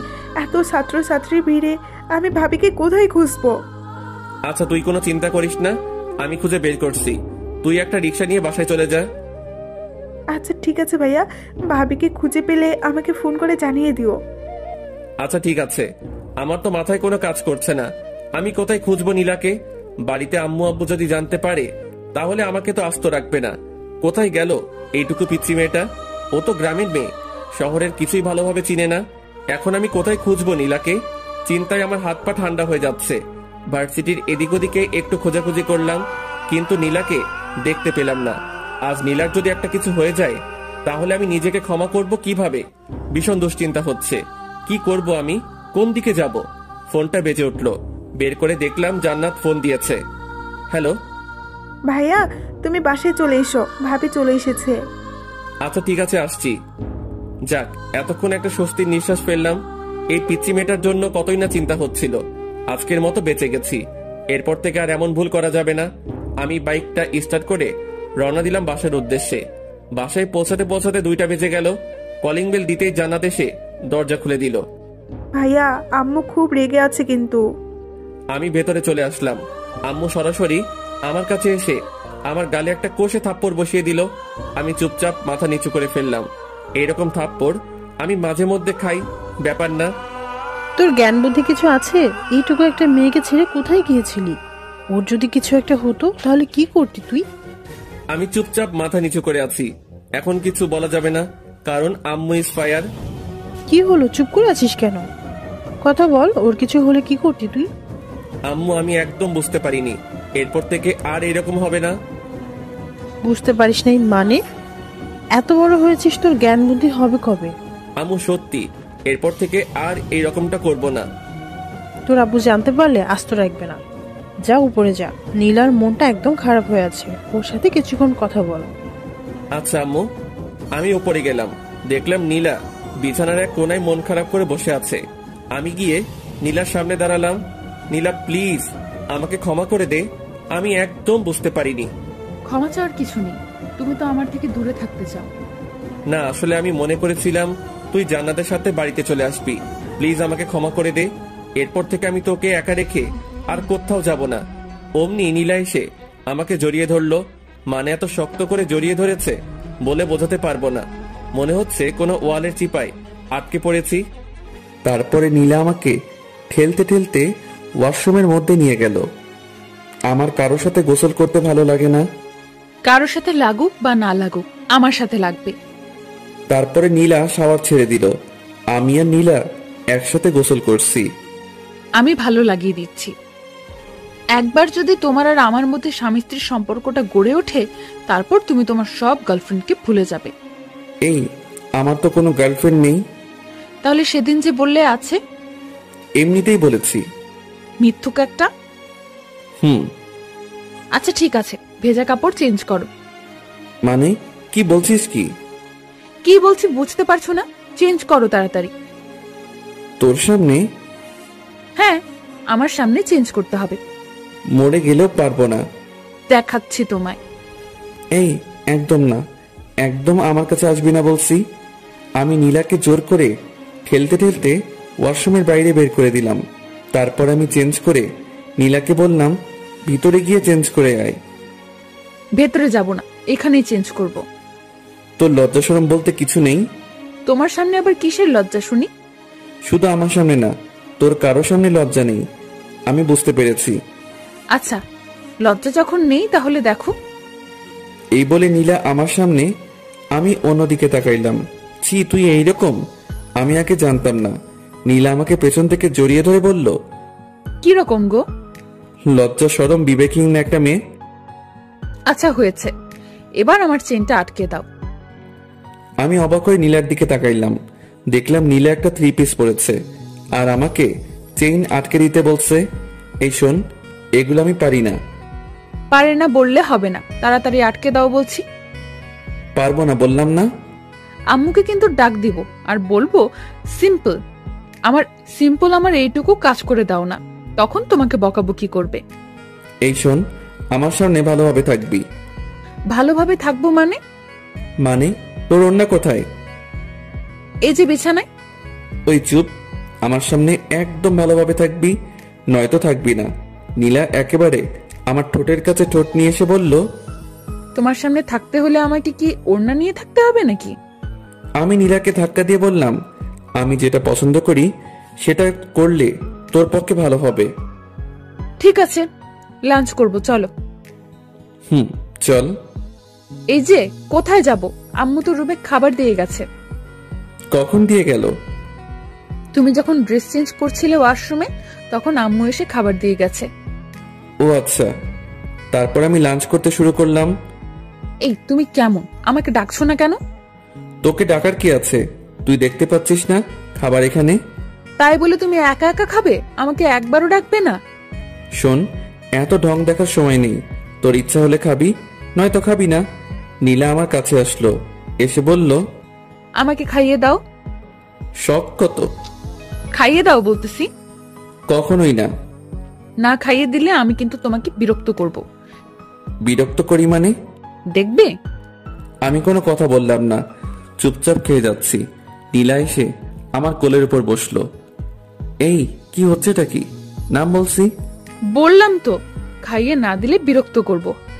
আমি কখনোই তোকে খাইয়ে দেব না, নাম বলছি। না খাইয়ে দিলে আমিও নামবো না। শেষবারের মতো বলছি, নাম বলছি, না হলে কিন্তু ফেলে দেব।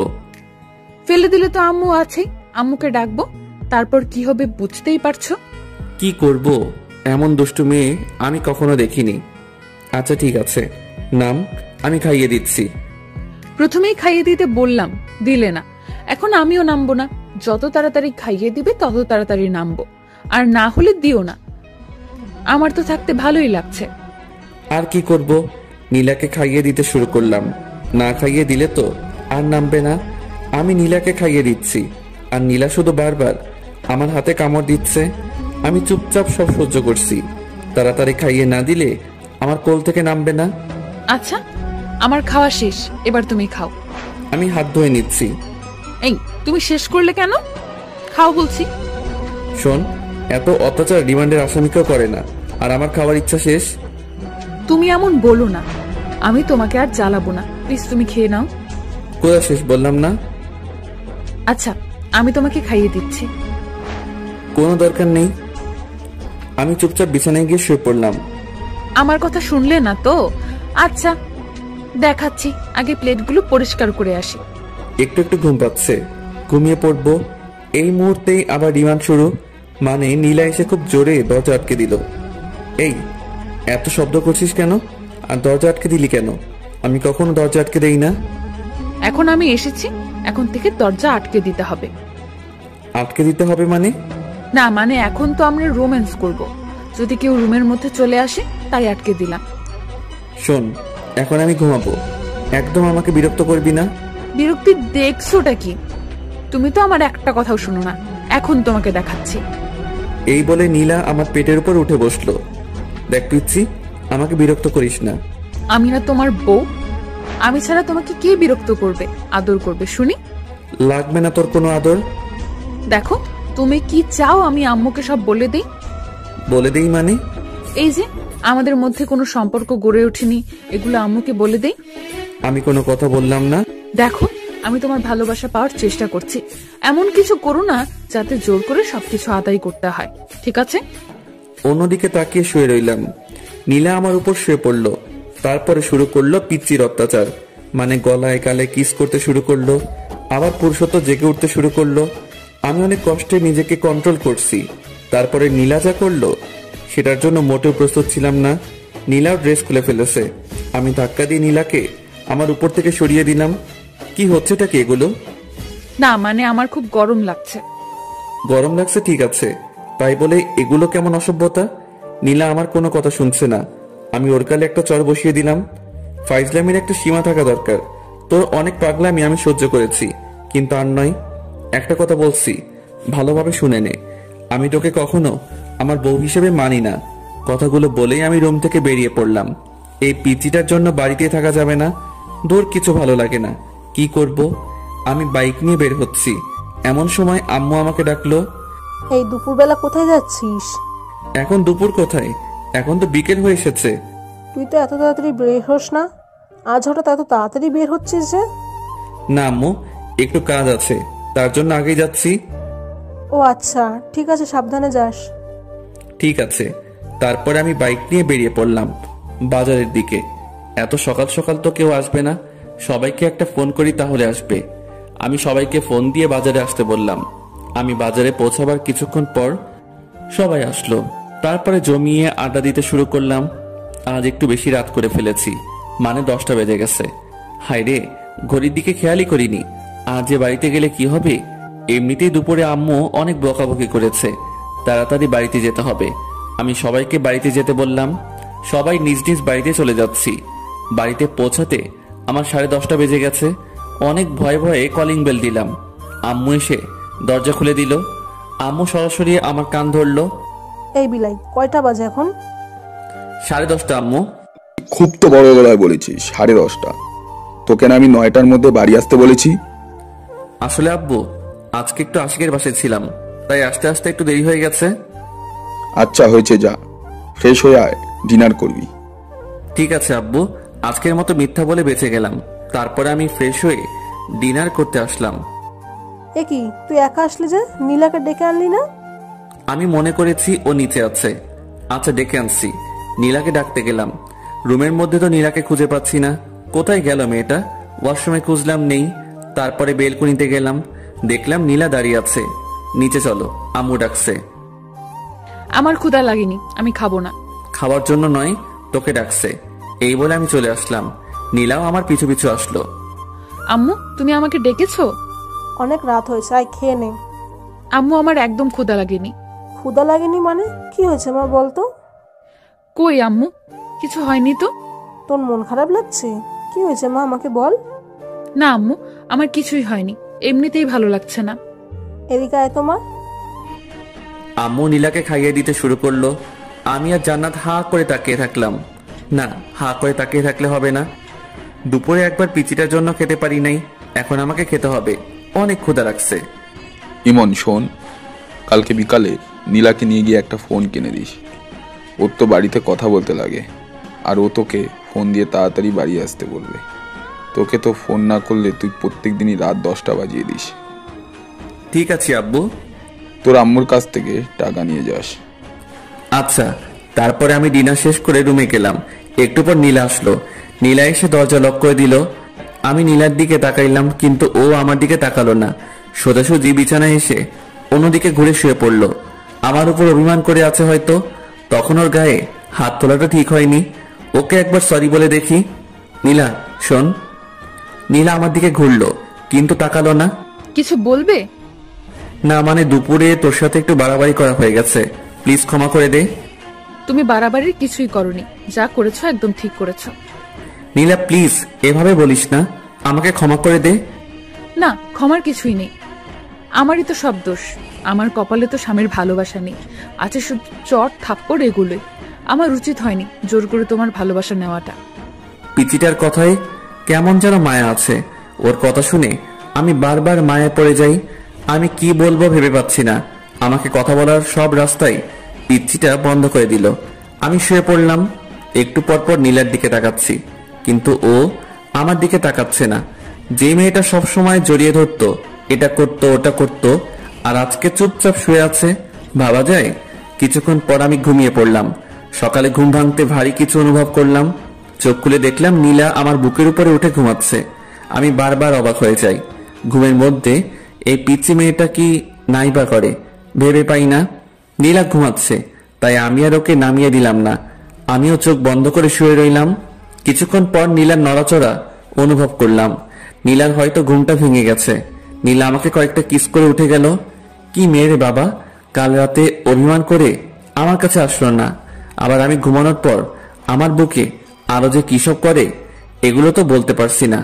আমি কিছুক্ষণ পর উঠে শাওয়ার নিলাম, তারপর রুমে এসে একটু পড়তে বসলাম। অনেকক্ষণ পর নীলা এসে বলল, ব্রেকফাস্ট করবে চলো, আর কলেজে যাওয়ার সময় হয়ে গেছে। আমি নীলার পিছু পিছু ব্রেকফাস্ট করতে গেলাম। ব্রেকফাস্ট শেষ করে রুমে এসে ভার্সিটিতে যাওয়ার জন্য রেডি হচ্ছি। নীলাও এসে রেডি হচ্ছে, ও তো কলেজে যাবে। কিরে, অভিমান কমেনি? না, কমেনি। কিভাবে কমবে? একটা কিস করতে দিলে কমবে। একটাই তো। আচ্ছা ঠিক আছে, একটার বেশি করবি না কিন্তু। আমার কথা শেষ না করতেই নীলা আমার কাছে এসে রেডি। এই তুমি একটু বিছানায় বসো, না হলে কিস করে শান্তি পাবো না। আমি বিছানায় বসলাম। একটার বেশি করবি না কিন্তু। নীলা আমার দিকে এগোতে থাকলো। আমি চোখ নিচু করলাম। মুহূর্তের মধ্যে নীলার ঠোঁট আমার ঠোঁটের সাথে মিশিয়ে দিল। আমি প্রথমে একটু ছাড়ানোর চেষ্টা করলাম, তারপরে নীলা আমার গলা জড়িয়ে ধরলো। কয়েকবার নিঃশ্বাস নিয়ে পুরো 5 থেকে 6 মিনিট আমার ঠোঁট দুটো নীলার আয়ত্তে ছিল। এটা কি করলি? কেন, একটা কিস করতে বললে তাই একটাই করলাম। তাই বলে এতক্ষণ? সর, এমনিতেই ব্রাশ করস নাই, তার উপর আবার কিস। তাড়াতাড়ি রেডি হবি, নয়তো তোকে রেখে ভার্সিটিতে চলে যাব। এই না না, আর একটু ওয়েট করো প্লিজ। এত সময় লাগে নাকি? এত কোথায়, এক্ষুনি তো রেডি হতে শুরু করলাম। তুমি তো একটু হেল্প করলেও পারো। পারি না, আমি নিচে আছি, তুই তাড়াতাড়ি আসবি কিন্তু। নিচে গিয়ে অপেক্ষা করছি। এদিকে জান্নাতেরও আসার কোনো নামগন্ধ নেই। এদের দুজনের জন্য আমার মেজাজটাই নষ্ট হয়ে যায়। এতক্ষণ লাগে নাকি রেডি হতে? কিছুক্ষণ পর নীলা আর জান্নাত আসলো। এ কি, তুই এখনো রেডি হস নাই কেন? আমি আজকে যাব না ভাইয়া। কেন, সমস্যা কি? না, সমস্যা নেই। আজকে আমার কোনো বান্ধবী আসবে না, ফোন করেছিল, তাই আমিও যাব না। আচ্ছা ঠিক আছে। আমি বাইক বের করে স্টার্ট দিলাম, নীলাকে বসতে বললাম। নীলা উঠে বসলো। বসার সাথে সাথে আমাকে জড়িয়ে ধরলো। এই কি হচ্ছে এইসব? পরে যাবো যে, তাই ধরলাম। পরে যাবি, ঠিক আছে। তাই বলে এভাবে ধরতে হবে নাকি? আমি তো পিচ্ছি একটা মেয়ে, এভাবে না ধরলে পড়ে যাব। তুমি চুপচাপ বাইক চালাও তো। তারপরে আমরা দুজন ভার্সিটিতে যেতে লাগলাম। রাস্তার সব মানুষজন আমাদের দিকে তাকাচ্ছে। আমি বাইক থামিয়ে হেলমেট পরলাম, তারপরে আবার যেতে শুরু করলাম। এই হঠাৎ হেলমেট পরলে যে? তুই যেভাবে জড়িয়ে ধরেছিস, মান সম্মান তো আর রাখবি না, তাই হেলমেট পরলাম, যাতে কেউ চিনতে না পারে। আমি আমার স্বামীকে জড়িয়ে ধরেছি, তাতে মানুষের কি? আমি কোনো কথা বললাম না, সোজাসুজি ভার্সিটির দিকে যেতে থাকলাম। আর এদিকে নীলা একটার পর একটা বকবক করেই যাচ্ছে। কিছুক্ষণ পর আমরা ভার্সিটিতে পৌঁছালাম। বাইক পার্ক করতে সবাই আমার দিকে অবাক দৃষ্টিতে তাকিয়ে আছে। পাশে সামি, আশিক, হাসিব, নাদিয়া, মিম, এরা সবাই ছিল। আমাদের দুজনকে দেখে ওরা একেবারে আমাদের কাছে চলে আসলো। মামা, একেবারে হিরো হিরোইনরা যেভাবে আসে ঠিক সেইভাবেই যে আসছিস ভার্সিটিতে। তাই নাকি? হিরো হিরোইন বানিয়ে দিলি? কেমন আছেন ভাবি? আলহামদুলিল্লাহ ভালো, আপনি? আমাদের আর ভালো থাকা। কেন ভাইয়া, কি হয়েছে? তুমি অত বুঝবে না, বড় হও। ও আচ্ছা। তুই এখন ক্লাসে যা। ওমা, তুই তো তোর বউয়ের সাথে তুই করে কথা বলিস, এটা কেমন অভ্যাস? তোকে এত বুঝতে হবে না, ও একটা পিচ্ছি। ওকে আমি যা বলবো ওকে তাই শুনতে হবে। এদিকে নীলা আমাকে আম্মুর ভয় দেখায়, আমাকেই ওর সব কথা শুনতে হয়। তাই বলে তুই তোর বউয়ের সাথে এইভাবে কথা বলতে পারিস না? চুপ থাক তুই। এই চল, প্রথম ক্লাস মিস করা যাবে না, প্রথমবার ক্লাস করছি, চল সবাই। আচ্ছা ঠিক আছে চল। তারপর আমরা সবাই ক্লাস করতে গেলাম। নীলাও গেল ক্লাস করতে। আমরা দুইটা ক্লাস করে বাইরে এসে আড্ডা দিচ্ছি, আর নীলা ওদিকে ক্লাস করেই যাচ্ছে। চল বাজারের দিকে যাই, সিগারেট না খেয়ে মাথাটা কেমন চক্কর দিচ্ছে। তোরা না কোনো দিনও ভালো হবি না, বুঝলি? এই, আমি ভালো হয়ে গেছি। তুই ভালো হবি এটাও আমাকে বিশ্বাস করতে হবে। বিশ্বাস অবিশ্বাস তোর কাছে। আমি তো বাজারে যাব না, আর সিগারেটও খাবো না।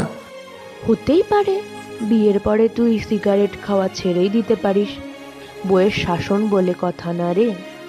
বউয়ের শাসন মানে? ওর মতো একটা পিচ্চি মেয়ে আমাকে শাসন করবে? তুই এটা কিভাবে বলতে পারলি? না, হঠাৎ সিগারেট খাওয়া ছেড়ে দিলি তো, তাই আর বললাম। ওই তুই না কাল রাতে আমাদের সাথে সিগারেট খাইলি? শালা দিলি তো সব শেষ করে। আমি এদেরকে কোনো রকম বিশ্বাস করাচ্ছি যে আমি আর খাই না, আর তুই জল ঢেলে দিলি। আমি জানতাম ইমন কোনোদিনও সিগারেট খাওয়া ছাড়বে না, তাই কোনোদিনও ভালোও হবি না তুই, কুত্তা একটা। কি? আমাকে কুত্তা বললি? থাম, তোকে দেখাচ্ছি। এই বলে আমি নাদিয়াকে মারতে শুরু করলাম। ওর নরম গালে আস্তে আস্তে চর বসাতে ভালোই লাগে। দিলি তো মেকআপটা নষ্ট করে, যা সর এখান থেকে। আচ্ছা, তোর 2-3 ইঞ্চি মেকআপ আমি ঠিক করে দিচ্ছি, ওয়েট। আমি হাত দিয়ে ঘষে নাদিয়ার মুখ একেবারে এলোমেলো করে দিলাম। একটু সাইডে লক্ষ্য করলাম, দেখলাম নীলা চোখ বড় বড় করে দাঁড়িয়ে আছে। কি রে, তোর ক্লাস শেষ? বাড়িতে চলো। আচ্ছা ঠিক আছে চল। তারপরে আমরা সবাই নিজ নিজ বাড়িতে যেতে লাগলাম। নীলা দেখছি এবার আমাকে একটুও টাচ করছে না। আবার কি হলো, আসার সময় যেমন দুষ্টামি করছিল, ওর যে একটু পরপর কি হয় কিছুই বুঝতে পারি না। যাই হোক, বাড়ির দিকে যাই। কিছুক্ষণ পর আমরা বাড়িতে পৌঁছলাম। কলিং বেল দিতেই আম্মু দরজা খুলে দিল। আম্মু, তোমার ছেলে আজকে ভার্সিটিতে খুব বাজে কাজ করেছে। কি করেছে রে? তোমার ছেলেকে জিজ্ঞেস করো। এই, কি করেছিস তুই? কই কি করলাম? আমি তো কিছুই করি নাই। মিথ্যা বলছে আম্মু। আচ্ছা, কি করেছে তুই বল তো মা। তোমার ছেলে ভার্সিটির মেয়েদের মেকআপ ঠিক করে দেয় গালে হাত দিয়ে। নীলা, এসব কি বলছে? আম্মু, ওইটা আমার বান্ধবী ছিল, আমরা ইয়ার্কি করছিলাম। গায়ে হাত দিয়ে কিসেরই আর কি? ফ্রেন্ডের মধ্যে তো একটু একটু এমন হয়। ঠিক আছে, কিন্তু গায়ে হাত দেওয়া যাবে না। এরপর থেকে যেন এরকম কথা না শুনি। ঠিক আছে আম্মু। তারপরে আমি রুমে গেলাম। আমার পিছু পিছু নীলা রুমে আসলো। এই পিচ্ছি, তুই আম্মুকে বললি কেন? বলবোই তো, 100 বার বলবো। আমাকে বকা খাওয়াতে তোর ভালো লাগে? না, লাগে না। কিন্তু তুমি অন্য মেয়েদের গালে কেন হাত দিবে? ওটা তো আমার ফ্রেন্ড ছিল, ওর সাথে আমি মজা করছিলাম। তুমি মজা করো আর যাই করো, আমার ছাড়া অন্য কোনো মেয়ের গালে বা অন্য কোথাও স্পর্শ করতে পারবে না। কেন, তোর সমস্যা কোথায়? নীলা আমাকে জড়িয়ে ধরলো আর বলল, তুমি শুধু আমার, আমি ছাড়া কেউ তোমার ধারে কাছেও আসতে পারবেন না। ছাড় তো, এখন গোসল করব। ছাড়বো কেন? চলো, আমিও গোসল করব। না, আগে আমি, তারপরে তুই। বললাম না দুজন একসাথে। আমার কথা না শুনলে কি হবে সে তো দেখতেই পেলে একটু আগে। কবে মুক্তি পাবো তোর এই ঝামেলা থেকে? যেদিন আমাকে তোমার আপন করে নেবে সেদিনই তুমি মুক্তি পাবে। কোনোদিনও না। তাহলে কোনোদিনও মুক্তি পাবে না। আমি কোনো কথা না বলে ওয়াশরুমে গেলাম শাওয়ার নিতে। নীলাও আমার পিছু পিছু আসলো। আমি শাওয়ারটা ছেড়ে দিলাম। নীলা এসে আমাকে পেছন দিক থেকে জড়িয়ে ধরলো। গোসল করার সময় এগুলো কি ধরনের ফাজলামি? এগুলো ফাজলামি নয়, এগুলো ভালোবাসা। গোসল করার সময় কেউ ভালোবাসা প্রকাশ করে না। সবার সাথে আমার কোনো মিল নেই। আমার যখন যেটা ভালো লাগে আমি তখন সেটাই করি। তাহলে আমার সাথে কেন এগুলো করিস? তুই জানিস না কোনটা আমার ভালো লাগে আর কোনটা ভালো লাগে না? একবার আমাকে আপন করে নাও, তারপর থেকে তোমার সব কিছু ভালো লাগবে। ছাড়বি তুই আমাকে? একবার শক্ত করে জড়িয়ে ধরো, তাহলে ছাড়বো না। পারবো না, তাড়াতাড়ি ছাড় বলছি। আচ্ছা, এখন জোর করলাম না, কিন্তু লাঞ্চ করার পর আমাকে জড়িয়ে ধরবে, না হলে খবর আছে তোমার। তারপরে আমরা দুজন গোসল শেষ করলাম। এই, আমাকে একটু চিরুনি করে দাও না। মানে, আমি চিরুনি করতে পারি নাকি? পারবে, এদিকে এসো, একটু সাহায্য করো না। আমি কোনোদিনও কাউকে চিরুনি করে দেইনি। আজকে আমাকে দেবে, এসো প্লিজ প্লিজ প্লিজ। কি করব? এই প্রথম নীলার মাথায় চিরুনি করে দিলাম। নীলা তো মহা খুশি। তারপরে আমরা দুজন লাঞ্চ করতে গেলাম। আমি, নীলা, আম্মু, জান্নাত একসাথে লাঞ্চ করলাম। আব্বু কাজের ব্যস্ততায় আসতে পারে নাই। আম্মু, আমাকে তোমার মতো রান্না শেখাবে। আচ্ছা, শেখাবো, তুই আগে বড় হয়ে নে। আর কত বড় হব, তুমি আমাকে শিখিয়ে দেবে। আচ্ছা, তোকে সময় করে রান্না করা শেখাবো। আচ্ছা ঠিক আছে। ইমন, তোর আব্বু নীলাকে একটা ফোন কিনে দিতে বলেছে। আচ্ছা ঠিক আছে, একটা ফোন এনে দেব। ওকে নিয়ে যাবি, একটু তোর সাথে ঘুরবে। কিন্তু আম্মু। কোনো কিন্তু নয়, বিকালে দুজনে যাবি। আচ্ছা ঠিক আছে। তারপর আমি সবার আগে লাঞ্চটা শেষ করে রুমে গেলাম। কি করব আমি? নীলা খুব বাড়াবাড়ি করছে, ওকে নিয়ে আর পারছি না। আচ্ছা, ওকে কি কোনোভাবে ওর বাড়িতে পাঠিয়ে দেওয়া যায় না? দেখি কোনোভাবে সম্ভব হয় কিনা। অমনি নীলা রুমে আসলো, এসে দরজা আটকে দিল। আমি কোনো কথা বললাম না। ওর সাথে আমি কিছুতেই পেরে উঠছি না। কিভাবে পারবো?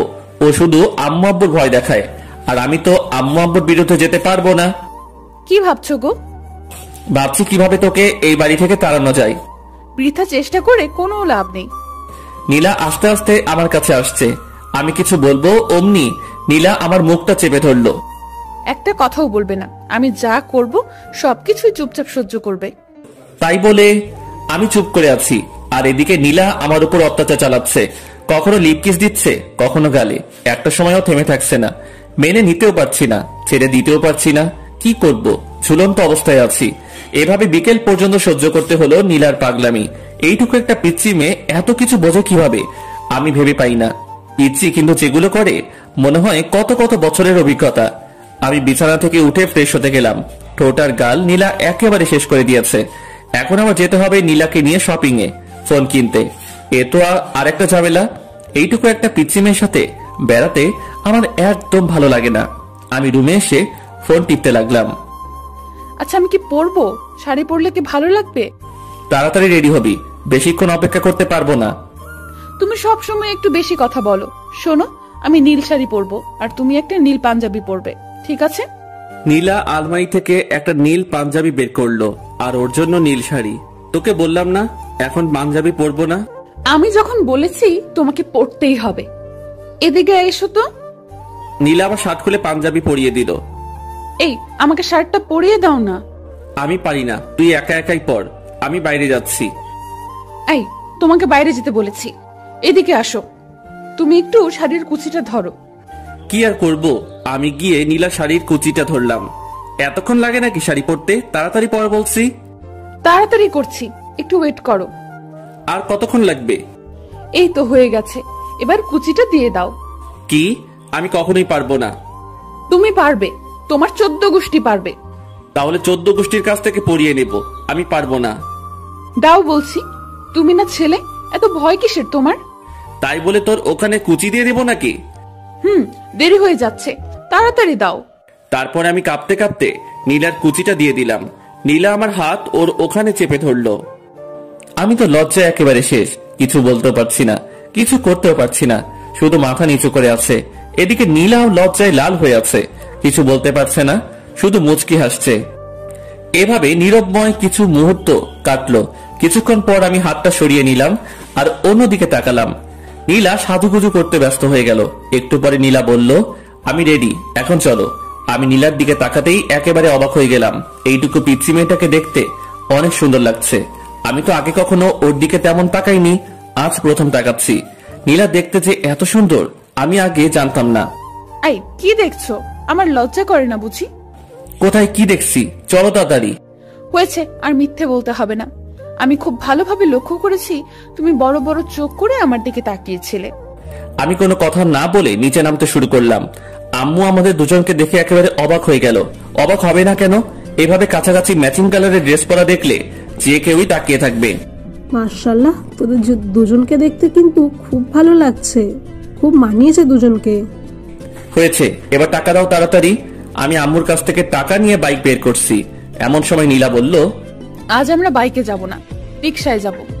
তোমার ইচ্ছে হলে তুমি আমার পিছু পিছু রিকশা নিয়ে আসতে পারো। এগুলো কেমন কথা? হ্যাঁ, নীলা যখন বলছে রিকশা যাবে, তোকে রিকশায় যেতে হবে, যা রিকশায় করে যা। আম্মু, আমার রিকশায় যেতে একদম ভালো লাগে না। অত আস্তে আস্তে কেউ যায়? এত কিছু বুঝি না, নীলামের সাথে রিকশা করে যা। আচ্ছা ঠিক আছে আম্মু। তারপরে আমি আর নীলা বেরিয়ে পড়লাম। বাড়ির সামনে কিছুক্ষণ দাঁড়াতে একটা রিকশা আসলো। আমরা রিকশায় উঠলাম। নীলা আমার কাঁধে মাথা রেখে বক বক করে যাচ্ছে। আমি কোনো কথা বলছি না, চুপচাপ বসে আছি। কিছু বলো, চুপ করে আছো কেন? তোর সাথে কথা বলতে ইচ্ছে করে না? তো কার সাথে কথা বলতে ইচ্ছে করে? তুই চুপ করে থাকতো। আমার চুপ থাকতে ভালো লাগে না, সব সময় তোমার সাথে কথা বলতে ইচ্ছে করে। আচ্ছা তুই বলতে থাক, আমি চুপ করে থাকলাম। আর একটা কথা বলবো না। তারপরে নীলার বক বক শুনতে শুনতে পৌঁছে গেলাম মার্কেটে। কয়েকটা ফোন দেখলাম আর নীলার পছন্দ মতো একটা ফোন কিনে দিলাম। নীলা আমার সাথে সেলফি তুলতে চাইলো, কিন্তু আমি তুললাম না। নীলার জোড়াজোড়িতে ওর সাথে কিছুক্ষণ ঘুরতে হলো। ও জোর করেই কয়েকটা সেলফি তুললো। সন্ধ্যার পর আমরা বাড়ির দিকে রওনা দিলাম। বাড়িতে এসেই ড্রেসটা চেঞ্জ করে ফ্রেশ হয়ে নিলাম। জান্নাত আসলো রুমে। নীলা আর জান্নাত বসে বসে গল্প করছে, আমি ফেসবুকিং করছি। আজ সময় কাটছে না। আজ বন্ধুদের সাথে আড্ডা দিতে যাইনি, তাই একদম ভালো লাগছে না। সিগারেট না খেলে মাথায় কেমন চক্কর মানে। রাতে ডিনার করে এসে শুয়ে পড়েছি।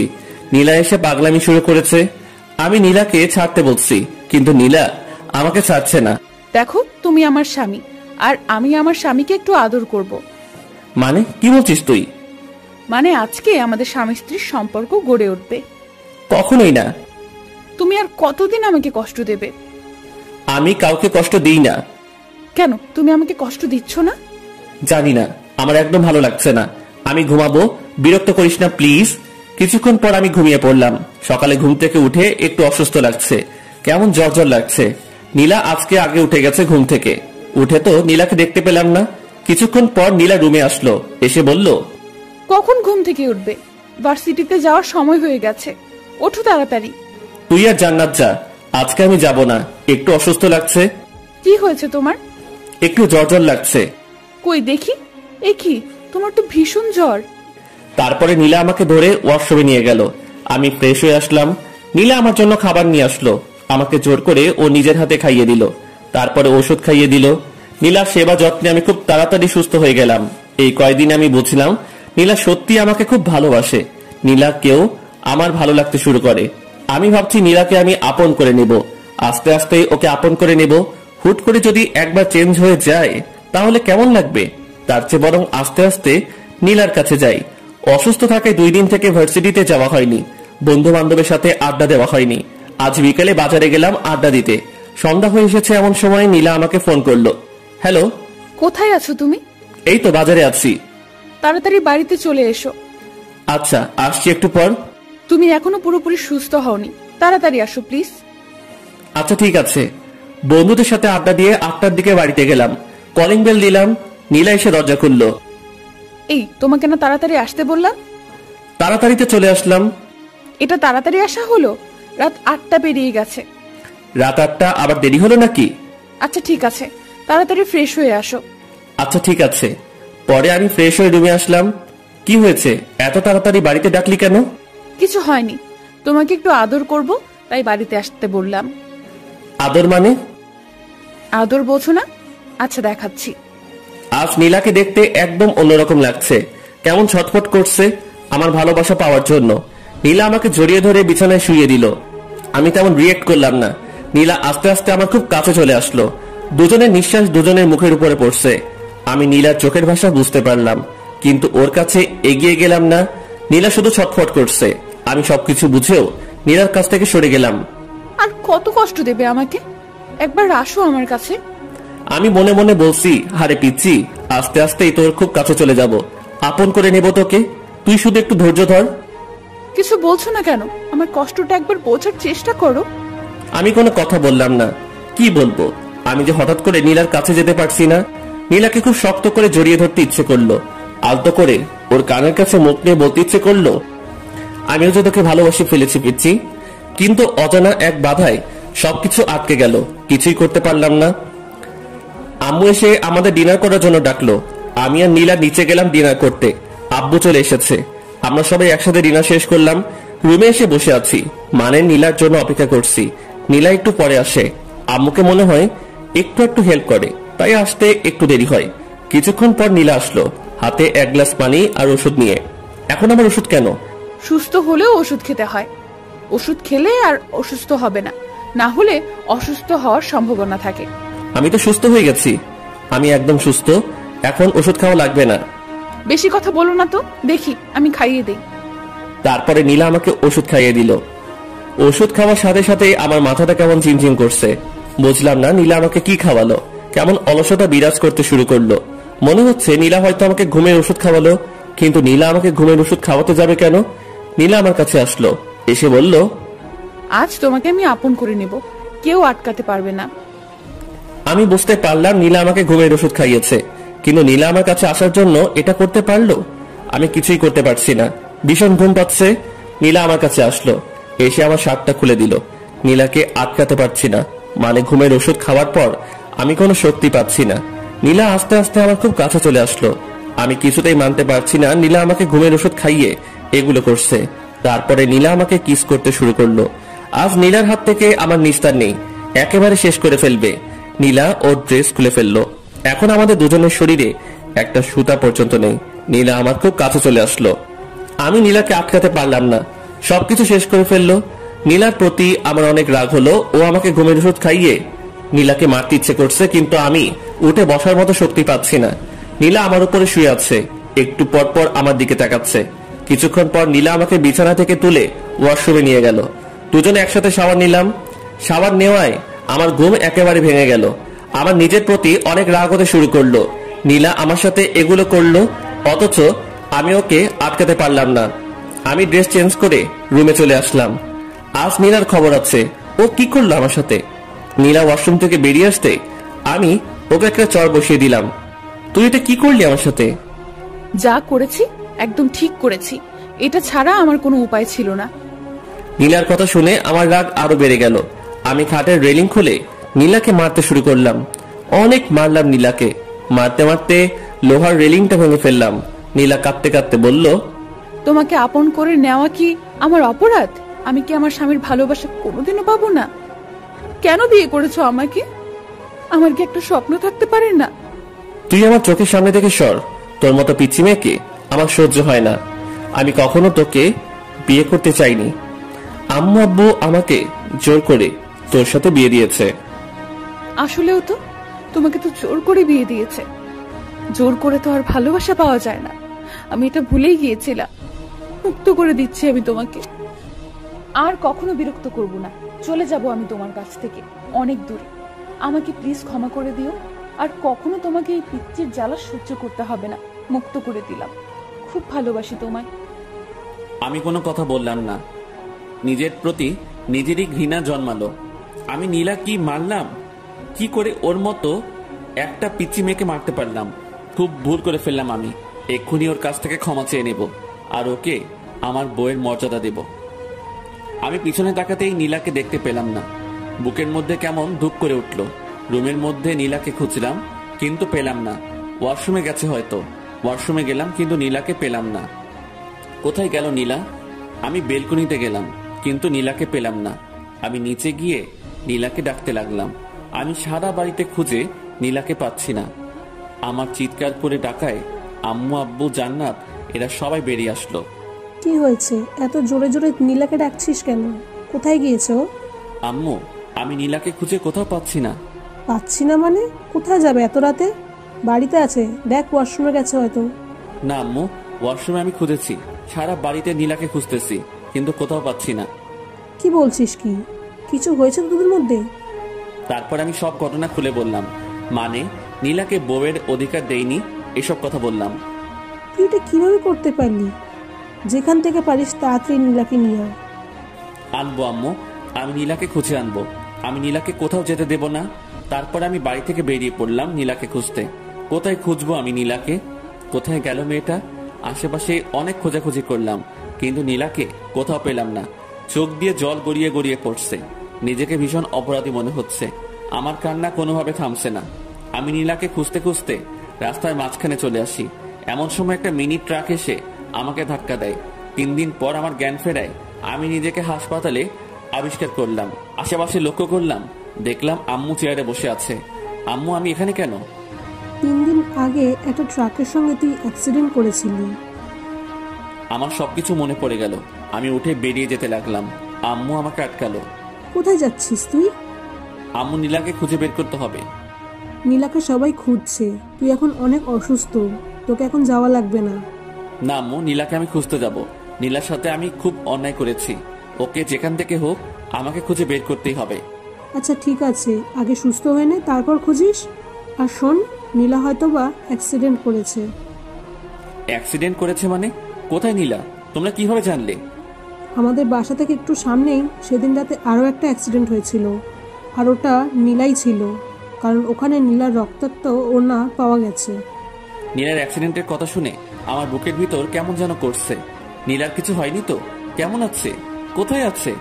তুই কোনো চিন্তা করিস না, আশেপাশে সব হাসপাতালে খবর নেওয়া হচ্ছে। নীলাকে খুব তাড়াতাড়ি পাওয়া যাবে। আমার কথায় একটু স্বস্তি পেলাম কিন্তু থাকতে পারছি না। না, আমাকে এখন নীলাকে খুঁজতে যেতে হবে। আমি কারো উপরে ভরসা পাচ্ছি না। আমি নিজে নীলাকে খুঁজে বের করব। আমি কারো কথা না শুনে হাসপাতাল থেকে বেরিয়ে পড়লাম। আশেপাশে আমি নীলাকে খুঁজতে শুরু করলাম। আমি কয়েকটা হাসপাতালে খোঁজ নিলাম কিন্তু ওরা কেউ নীলার ব্যাপারে কিছু বলতে পারলো না। আমার মাথায় হাতে পায়ে সব জায়গায় ব্যান্ডেজ। নাড়াচাড়া করায় আমার মাথার ব্যান্ডেজ দিয়ে রক্ত বেরিয়ে পড়ছে। আমি নিরুপায় হয়ে রাস্তা দিয়ে হাঁটছি আর আমার মাথা দিয়ে টপে টপে রক্ত ঝরছে। কিছু দূর এগুতে আশিক, সামি ওরা আমাকে দেখতে পেল। আমার মাথা দিয়ে রক্ত পড়ায় ওরা আবার আমাকে হাসপাতালে নিয়ে গেল। ডাক্তার আমার মাথায় আবার ওষুধ লাগিয়ে ব্যান্ডেজ করে দিল। নীলার জন্য আমার ভীষণ কষ্ট হচ্ছে। কোথায় পাবো আমি নীলাকে? নীলাকে ছাড়া আমি আর এক মুহূর্ত থাকতে পারছি না। ডাক্তার আমাকে ঘুমের ইঞ্জেকশন দিয়ে ঘুমিয়ে রাখে। এভাবে 7টা দিন পেরিয়ে গেল। আমি এখন মোটামুটি সুস্থ। আজকে আমাকে হাসপাতাল থেকে বাড়িতে নিয়ে গেল। এই 7টা দিন আমার কিভাবে কেটেছে আমি বুঝতেই পারিনি। এখন আমি থাকতে পারছি না নীলাকে ছাড়া। আমার ভীষণ কষ্ট হচ্ছে। নীলাকে একটু দেখার আশায় আমি ছটফট করে বেড়াচ্ছি। এখন আমি নীলাকে খুঁজে বেড়াই। সকাল থেকে শুরু করে রাত পেরিয়ে যায়, আমি নীলাকে খুঁজি কিন্তু কোথাও পাই না। শহরের আনাচে কানাচে প্রত্যেকটা কোনায় আমি নীলাকে খুঁজেছি কিন্তু কোথাও পাইনি। ভাবছি ঢাকায় যাব, ওখানে গিয়ে নীলাকে খুঁজবো। আমি বাড়িতে জানিয়ে ঢাকা যাওয়ার উদ্দেশ্যে বের হলাম। রাজশাহী থেকে ঢাকাতে যেতে 6 ঘন্টার মতো সময় লাগে। নীলার কথা ভাবতে ভাবতে আর নীলাকে খোঁজার আশায় আমি ঢাকায় পৌঁছে গেলাম। ঢাকায় গিয়ে একটা হোটেলে রুম নিলাম। তারপর নীলাকে খুঁজতে শুরু করলাম। প্রথমে শহরের হাসপাতালগুলোতে নীলার খোঁজ করতে শুরু করলাম। সারাদিন নীলাকে খুঁজি, মাঝরাত পর্যন্ত খুঁজে বেড়াই। আবার হোটেলে ফিরে আসি গভীর রাতে। নীলাকে কোথাও খুঁজে পাই না। রাতে বাসায় ফিরে ঘুম আসে না। নীলার কথা ভাবতে ভাবতে সকাল হয়ে যায়। এভাবে 1 মাসের মতো আমি নীলাকে খুঁজি কিন্তু পাই না। 1 মাস নিয়মিত ঘুম না পাড়ায় আমি একটু অসুস্থ হয়ে পড়লাম। আমি বাড়িতে ফিরে আসলাম। সবার কাছে নিজেকে অপরাধী মনে হয়। আমি সত্যি বড় অপরাধী। আমি নীলার সাথে অনেক অপরাধ করেছি। চাচা চাচির সামনে নিজের মুখ দেখাবো কিভাবে? ওদের একমাত্র মেয়ে, ওরা কত কষ্ট আছে। আমার ভীষণ কষ্ট হয়। যদি কাউকে দেখাতে পারতাম তাহলে সেই বুঝতো আমার ভেতরটা। রুমে শুয়ে আছি, এমন সময় আম্মু আসলো খাবার নিয়ে। ঢাকায় গিয়ে তো নিজের শরীরের অবস্থা একেবারে শেষ করে ফেলেছিস। শোন, যা হয়েছে সেটা তোর ভাগ্য ছিল। তুই দেখিস নীলা একদিন ঠিক ফিরে আসবে। আমি আম্মুকে জড়িয়ে ধরে কান্না করতে শুরু করলাম। আমার ভীষণ কষ্ট হয়, ভীষণ। আমি বুঝতে পারি, তোর দিকে তাকালেই আমি সবকিছু বুঝতে পারি। আম্মু, এখন কি করব আমি? সবকিছু ঠিক হয়ে যাবে, তুই একটু ধৈর্য ধর। তারপরে আম্মু আমাকে খাইয়ে দিল। আমি বসে বসে নীলার সেই দুষ্টুমিগুলো ভাবছি। কত কিছুই না করতো একটু ভালোবাসা পাওয়ার জন্য। আজ আমি ওকে আমার সব ভালোবাসা দিতে চাই, কিন্তু আজ ও নেই। ওদিকে নীলা এখন দুবাইয়ে। নীলা সেদিন রাতে বাড়ি থেকে বের হওয়ার পর কোথায় যাবে, কি করবে, এসব ভাবতে ভাবতে রাস্তা দিয়ে হাঁটছিল। নীলা তো এই মুখ নিয়ে বাসায় ফিরে যেতে পারবে না। নীলা রাস্তা দিয়ে যাওয়ার সময় একটা কারের সাথে ধাক্কা খায়। নীলার মাথায় ভীষণ আঘাত পায়। গভীর রাত্রে রাস্তায় কেউ ছিল না। কারের ড্রাইভারটি নীলাকে তুলে হসপিটালে নিয়ে যায়। কারের ড্রাইভারটির নাম সাইদ। সাইদ নীলাকে হসপিটালে নিয়ে যাওয়ায় নীলাকে হালকা চিকিৎসা দেয়। ডাক্তার বলেন রোগীর মাথায় ভীষণ আঘাত লেগেছে, একটা অপারেশন করাতে হবে। আর আমরা এই গুরুত্বপূর্ণ অপারেশনটি করতে পারবো না। রোগীকে উন্নত চিকিৎসার জন্য ঢাকায় নিয়ে গেলে ভালো হয়। আর অপারেশনটা যত তাড়াতাড়ি হবে রোগীর জন্য ততই ভালো। অপারেশনে যদি কোনো ত্রুটি হয় তাহলে রোগীর স্মৃতিশক্তি হারিয়ে যেতে পারে। এমন সময় সাইদ পড়ল ভীষণ বিপদে। সাইদ কি করবে, কিভাবে নীলার ভালো অপারেশন করাবে? সাইদ তার বাড়ির লোকজনের সঙ্গে কথা বলবে। সাইদ সহ পরিবারের সবাই প্রবাসে বসবাস করে, মানে দুবাইয়ে থাকে। সাইদ বাংলাদেশে বেড়াতে এসেছে। সাইদের বাড়ির লোকজন বলল মেয়েটিকে নিয়ে দুবাই চলে আয়, এখানে ওকে উন্নত চিকিৎসা দিলে ও খুব তাড়াতাড়ি সুস্থ হয়ে যাবে। সাইদ ডাক্তারের সঙ্গে কথা বলে নীলাকে দুবাই নিয়ে যাওয়ার ব্যবস্থা করলো। নীলা মাথায় ভীষণ আঘাত পাওয়ায় জ্ঞান হারিয়ে ফেলেছে। এখনো পর্যন্ত নীলা অজ্ঞান হয়ে আছে। ওখান থেকে নীলাকে দুবাইয়ে নিয়ে যেতে একদিন সময় লাগলো। তারপর নীলাকে দুবাইয়ের সবচেয়ে ভালো একটা হসপিটালে শিফট করা হলো। দুবাইয়ের ডাক্তাররা নীলার অপারেশন করতে শুরু করলো। মাথায় আঘাত, খুব গুরুত্বপূর্ণ একটা অপারেশন। অপারেশন করতে প্রায় 3 ঘন্টার মতো সময় লাগলো। ডাক্তার বলেছে অপারেশন সাকসেসফুল, কিন্তু নীলার জ্ঞান ফিরতে অনেক দেরি হবে। নীলা কোমায় চলে গেছে। এখান থেকে জ্ঞান ফিরতে কত সময় লাগবে তা বলা সম্ভব নয়, তবে ডাক্তারদের ধারণা মতে 2-3 মাস সময় লাগতে পারে। এদিকে 1 মাস পেরিয়ে গেছে। আমি নীলাকে শহরের আনাচে কানাচে খুঁজে বেড়াই। কেউ নীলার একটু খোঁজও দিতে পারে না। রাত দিন এক করে আমি নীলাকে খুঁজে বেড়াই। আশা একটাই, নীলাকে আমি একদিন ঠিক খুঁজে পাবো। আব্বু পুলিশকে জানিয়েছিল। পুলিশেরও নীলাকে অনেক খোঁজার ব্যবস্থা করেছে, কিন্তু তারাও ব্যর্থ। এইভাবে নীলাকে খুঁজতে খুঁজতে আর বুকে কষ্টের পাহাড় জমিয়ে থাকতে থাকতে আরো 2টা মাস কেটে গেল। আজ 3 মাস পেরিয়ে গেল, নীলার কোনো খবর নেই। আমি এখনো নীলাকে খুঁজে বেড়াই। একদিন লাঞ্চ করছি, এমন সময় আম্মু বলল, দেখ নীলাকে তো অনেক খুঁজলি, কোথাও পেলি না। ভাগ্যে থাকলে একদিন নীলা ঠিক ফিরে আসবে। তার চেয়ে বরং তুই আবার ভার্সিটিতে যা, ক্লাস কর, তোর সময় কেটে যাবে। আচ্ছা আম্মু, কালকে থেকে ভার্সিটিতে যাব। ওদিকে 3 মাস পর নীলার জ্ঞান ফিরল। ডাক্তাররা আগে থেকে বলেছিল যে আজকে বিকেল 3টা-4টার মধ্যে নীলার জ্ঞান ফেরার সম্ভাবনা রয়েছে। তাই সাইদ সহ ওর আব্বু আম্মু ওরা হসপিটালে এসে বসে থাকে নীলার জ্ঞান ফেরার আশায়। নীলার জ্ঞান ফিরে এসে দেখলো সে একটা হসপিটালে। আশেপাশে লক্ষ্য করতে দেখলো 3 জন বসে আছে। আমি এখানে কেন? আপনি এখন দুবাইয়ে আছেন। 3 মাস আগে আমার কারের সঙ্গে আপনার অ্যাক্সিডেন্ট হয়, আর আপনাকে উন্নত চিকিৎসার জন্য দুবাইয়ে আনা হয়। নীলার আস্তে আস্তে সবকিছু মনে পড়ে গেল। সাইদের মা নীলাকে উদ্দেশ্য করে বলল, কি নাম তোমার? আমার নাম নীলা। তোমার কি বাসার কথা কিছু মনে পড়েছে? হ্যাঁ, আমার সবকিছু মনে পড়ছে। খুব ভালো, তুমি কোনো চিন্তা করো না, তোমাকে তোমার বাসায় পৌঁছে দেওয়া হবে। নীলা মুখ গোমরা করলো। কি তোমার বাসার কথা বলায় তুমি মন খারাপ করলে কেন? কি হয়েছে? তোমার সবকিছু আমাকে খুলে বলো। তারপরে নীলা সবকিছু খুলে বলল। বুঝলাম, ছেলেটি এত খারাপ, তোমাকে এভাবে কষ্ট দিল। না, ওকে খারাপ বলবেন না, যতই হোক ও আমার স্বামী। এত কিছুর পরও তুমি ওকে স্বামী বলছো? হাজার অপরাধ করলেও আমার স্বামী, আমি ওকে ভীষণ ভালোবাসি। তাহলে তুমি এখন তোমার স্বামীর কাছে ফিরে যাও, এটাই তোমার জন্য ভালো হবে। না, ও আমাকে মেনে নেবে না, কারণ আমি অনেক পিচ্ছি। ও পিচ্ছি মেয়েদের পছন্দ করে না। তাহলে তুমি এখন কি করবে? যেদিকে দু চোখ যায় চলে যাব, কিন্তু আমি ওর কাছে কখনোই ফিরে যাব না। আচ্ছা, আজ থেকে তুমি আমার বাসায় থাকবে। আমার কোনো মেয়ে নেই, তুমি আজ থেকে আমার বাড়ির মেয়ে। নীলা কাঁদতে কাঁদতে আন্টিকে জড়িয়ে ধরলো।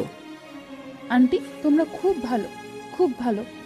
আচ্ছা, আমাকে আন্টি বলে ডাকবে না, আজ থেকে আমাকে আম্মু বলে ডাকবে, ঠিক আছে? ঠিক আছে আম্মু। আরো 7 দিন পর নীলা পুরোপুরি সুস্থ হওয়ায় নীলাকে সাইদের বাসায় নিয়ে যাওয়া হলো। নীলা এখন নতুন বাবা মা পেল। এদিকে আমি ভার্সিটিতে যাওয়া শুরু করেছি। ভার্সিটিতে গিয়ে নিয়মিত ক্লাস করি। নীলার স্মৃতি আঁকড়ে আজও নীলাকে খুঁজে বেড়াই। নীলা সেই রক্তমাখা ওড়নাটা এখনো আমার কাছে আছে। ওড়নাটা সব সময় আমার কাছে রাখি। সেই রক্তমাখা ওড়না, এখন তো আর রক্ত নেই, সাদা ওড়না, লাল লাল সব দাগ আছে। সাইদের বাবার একটা নিজস্ব কোম্পানি আছে। নীলা সব সময় বাড়িতে বসে থাকে, তাই নীলা ওর নতুন আম্মুকে অনেক বুঝিয়ে ওদের কোম্পানিতে যায়। ওখানে নীলাকে সবাই ম্যাডাম বলে সম্মান দেয়। নীলার এগুলো শুনতে খুব ভালো লাগে, তাই নীলা নিয়মিত অফিসে গিয়ে বসে থাকে। বসে বসে অফিসে বিভিন্ন কাগজপত্র সিরিয়াল করে। এভাবে চলতে থাকে আমার এবং নীলার দুই দিকে দুই পৃথিবী। নীলার একদিন হঠাৎ খুব বমি হয় আর সে মাথা ঘুরে পড়ে যায়। ডাক্তার নীলাকে চেক আপ করে বলে নীলা প্রেগনেন্ট। সেদিন রাতে আমাদের মিলন হয়, যার ফলে নীলা আজ প্রেগনেন্ট। নীলার বাচ্চাটিকে নষ্ট করে ফেলতে বলি, কিন্তু নীলা রাজি হয় না। নীলা মনে মনে ভীষণ খুশি। নীলা প্রেগনেন্ট এটা শুনে নীলা খুশি। মেয়েরা প্রেগনেন্টের কথা শুনলে এমনিতে অনেক খুশি হয়। নীলার আম্মু নীলাকে অনেক সেবা যত্ন করে। এদিকে আমার অনার্স 2য় বর্ষের পরীক্ষা শুরু হয়ে যায়। আমি ঠিক মতো পরীক্ষা দেই। পরীক্ষা শেষ হতে 2 মাসের মতো সময় লাগলো। দেখতে দেখতে আরো 4টা মাস কেটে গেল। আমি এখন অনার্স 3য় বর্ষে উঠে গেছি। সময় আমার কিছুতেই কাটে না। নীলার স্মৃতি আঁকড়ে এখনো বেঁচে আছি। ওদিকে নীলা প্রেগনেন্ট প্রায় 10 মাস হয়ে এসেছে।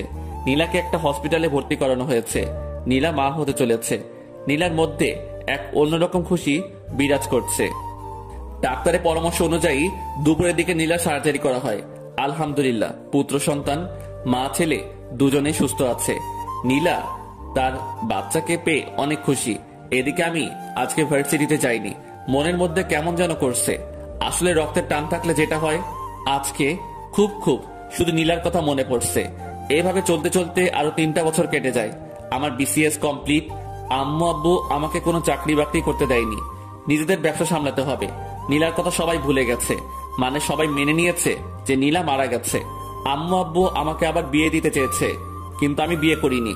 আসলে বিয়ে করার কোনো ইচ্ছাই নেই। নীলার স্মৃতি আঁকড়ে ধরে বেঁচে আছি, যদিও কাউকে বুঝতেই দেই না যে আমি আজও নীলাকে ভালোবাসি। এখন আমি অফিসে যাই, আব্বুর ব্যবসা সামলাই। আমাদের একটা ছোটখাটো কোম্পানি আছে। আব্বু এবং তার বন্ধু মিলে কোম্পানিটা চালায়। আমিও অফিসে গিয়ে অফিসিয়াল কিছু কাজ করি। রাতে ডিনার করছি, এমন সময় আম্মু বলল, তোর আবার বিয়ে দেবো, তোর জন্য মেয়ে খুঁজছি। দেখো আম্মু, এর আগে তোমাদের ইচ্ছায় বিয়ে করেছিলাম।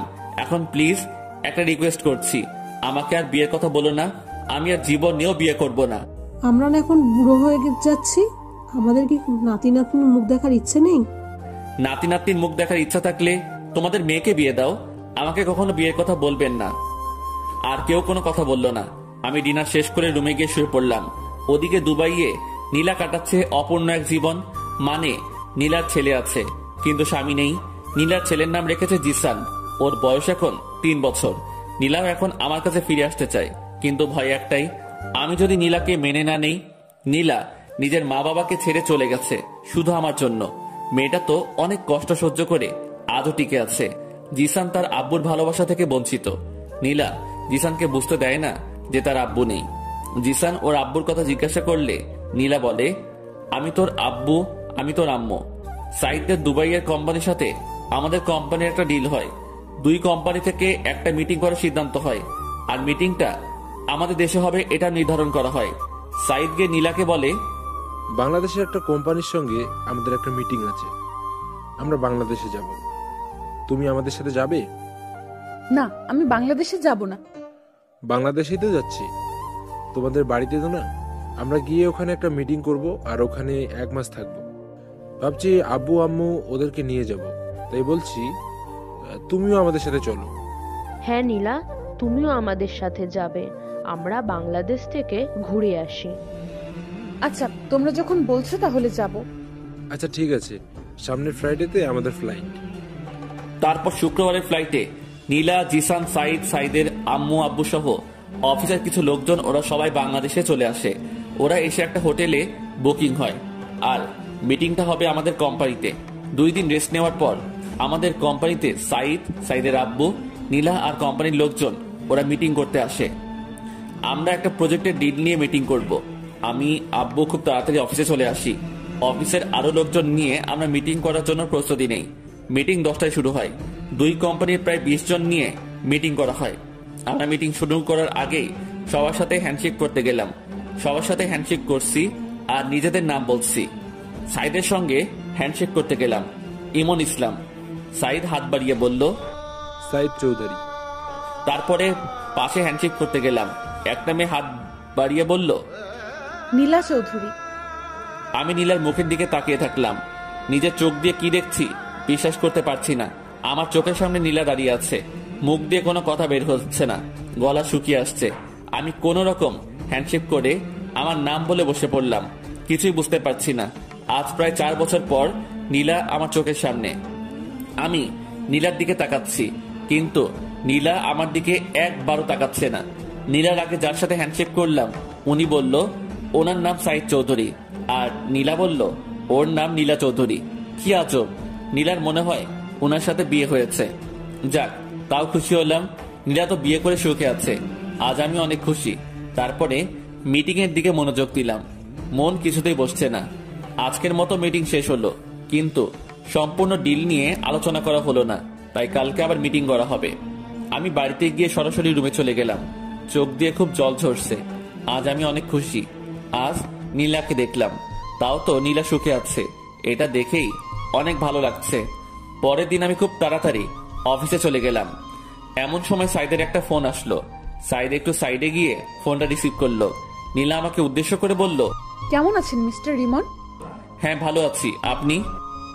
আমিও খুব ভালো আছি। তা আপনার বড় ওয়াইফ কেমন আছে? মানে? না, আপনার তো পিচ্চি পছন্দ হয় না, তাই বলছি আপনার বড় ওয়াইফ কেমন আছে? আমার কোনো বড় ওয়াইফ নেই। কেন, এখনো বিয়ে করেন নাই? না, কারো অপেক্ষায় ছিলাম। সত্যি বলছেন? হ্যাঁ, কিন্তু এখন আর নেই। এখন সে তার স্বামী সন্তান নিয়ে খুব সুখে আছে, তাই। একদম তাই। তারপর আমি জিসানের সঙ্গে কিছুক্ষণ কথা বললাম। মিটিং এর সময় হয়ে গেছে, তাই জিসানকে নামিয়ে দিয়ে আমরা মিটিং করতে গেলাম। জিসানকে নীলা ওর ফোন দিয়ে পাশের একটা রুমে বসিয়ে দিল। জিসান সম্ভবত ফোনে গেম খেলছে। আমরা সবাই মিটিং করতে বসলাম। প্রজেক্ট নিয়ে বিভিন্ন আলাপ আলোচনা করলাম। মিটিং করা শেষে সাইদের কোম্পানির সঙ্গে আমাদের কোম্পানির খুব ভালো একটা বন্ধুত্ব হয়ে গেল। আমরা মিটিং শেষ করে সবাই একসাথে লাঞ্চ করলাম। শেষবারের মতো নীলার দিকে একবার তাকালাম। নীলা হয়তো আবার চলে যাবে দুবাইয়ে, তাই শেষবারের মতো আমি নীলার মুখের দিকে তাকিয়ে আছি। হঠাৎ নীলাও আমার দিকে তাকালো। আমি নীলার দিক থেকে চোখ সরিয়ে নিলাম। লাঞ্চ শেষে একটু রেস্ট নিয়ে ওরা সবাই চলে যেতে লাগলো। আমরা ওদেরকে একটু এগিয়ে দিতে গেলাম। হঠাৎ জিসান এসে আমার পা জড়িয়ে ধরলো। আমি জিসানকে কোলে তুলে নিলাম। একটু আদর করে জিসানকে নামিয়ে দিলাম। ওরা গিয়ে গাড়িতে উঠলো। নীলা গাড়ির গ্লাস খুলে আমার দিকে তাকালো। দেখলাম নীলার চোখ দিয়ে জল পড়ছে। আমার সাথে অনেকদিন পর দেখা হলো, তাই হয়তোবা কাঁদছে। এটা খানিকের কষ্ট, একটু পরে আবার ঠিক হয়ে যাবে। আমিও গাড়ি ড্রাইভ করে বাড়িতে চলে আসলাম। বাড়িতে এসে শাওয়ার নিলাম। রুমে বসে শুধু অফিসের কথাই ভাবছি।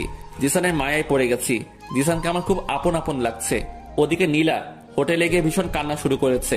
নীলার আম্মু নীলার সাথে কথা বলে কিছু জানার চেষ্টা করছে, কিন্তু নীলা কিছু বলছে না, শুধু কেঁদে চলেছে।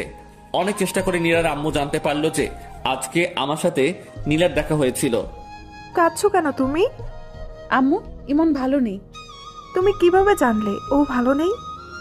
ওর সাথে কথা বলেছি, ও এখনো বিয়ে করে নাই, এখনো আমার অপেক্ষায় আছে। কি বলছো কি? তুমি তো বলেছিলে ও তোমাকে সহ্য করতে পারতো না, তাহলে এখনো তোমার জন্য অপেক্ষা কেন করছে? আমি কিছু জানি না আম্মু, আমার এখন ভীষণ কষ্ট হচ্ছে। তুমি একদম কষ্ট পেও না। তোমার স্বামী যখন তোমার জন্য এখনো অপেক্ষা করে আছে, তাহলে তোমার ওর কাছে ফিরে যাওয়া উচিত। কিন্তু আমি কিভাবে ওর কাছে ফিরে যাব? তুমি কোনো চিন্তা করো না, আমরা সব ব্যবস্থা করব। এদিকে আমি শুধু বারবার নীলা আর জিসানের কথা ভেবে চলেছি। নীলা এখন বড় হয়ে গেছে। না, আমি কি সব ভাবছি? নীলা তো এখন অন্য কারো বউ। এসব নিয়ে আমার না ভাবাই ভালো। আমি রাতে এটা সেটা ভাবতে ভাবতে ঘুমিয়ে পড়লাম। সকালে ঘুম থেকে উঠে দেখলাম একটা নাম্বার থেকে বেশ কয়েকবার ফোন এসেছে। আমি ফোনটা ব্যাক করলাম। ফোনটা রিসিভ করতে ওপাশ থেকে বলল, হ্যালো মিস্টার ইমন, আমি সাইদ চৌধুরী। ও আচ্ছা, কি খবর? আপনার সাথে কিছু কথা আছে, দেখা করতে পারবেন? হ্যাঁ অবশ্যই, কোথায় আসবো? আমি একটা জায়গা টেক্সট করে দিচ্ছি, ওখানে চলে আসুন। আচ্ছা ঠিক আছে। তারপর আমি ফ্রেশ হয়ে ব্রেকফাস্ট করে চলে গেলাম টেক্সট করা জায়গায়। গিয়ে দেখলাম সাইদ চৌধুরী বসে আছে। আরে মিস্টার ইমন, আসুন, এখানে বসুন। জি ধন্যবাদ। তা আপনার দিনকাল কেমন কাটছে? হ্যাঁ ভালো কাটছে। আপনি তো অনেক লাকি। বুঝলাম না আপনার কথা। না, আপনি খুব ভালো একটা বউ পেয়েছেন, তাই বললাম আপনি খুব লাকি। সাইদ হাসতে হাসতে বলল, আরে ভাই, আমি তো এখনো বিয়েই করিনি। মানে কি বলছেন আপনি? তারপরে সাইদ আমাকে সব ঘটনা খুলে বলল। আমার চোখ দিয়ে জল পড়তে শুরু করলো। আরে এখন কাঁদছেন কেন? এখন সবকিছু ঠিক হয়ে যাবে। এই নীলা, এদিকে আসো। তারপরে নীলা, জিসান, ওদের সাথে আরো দুজন আসলো। ওরা মনে হয় সাইদের মা বাবা। জিসান এসে আমার পা জড়িয়ে ধরলো আর বলল, তুমি আমার আব্বু। আম্মু আমাকে সব কিছু বলেছে। তুমি খুব পচা, তুমি আমাকে ছেড়ে অনেক দূরে ছিলে। আমি জিসানকে কোলে নিয়ে কয়েকটা চুমু খেলাম। হ্যাঁ রে, তোর আব্বু অনেক পচা, তোকে একটু আদর ভালোবাসা দেয়নি?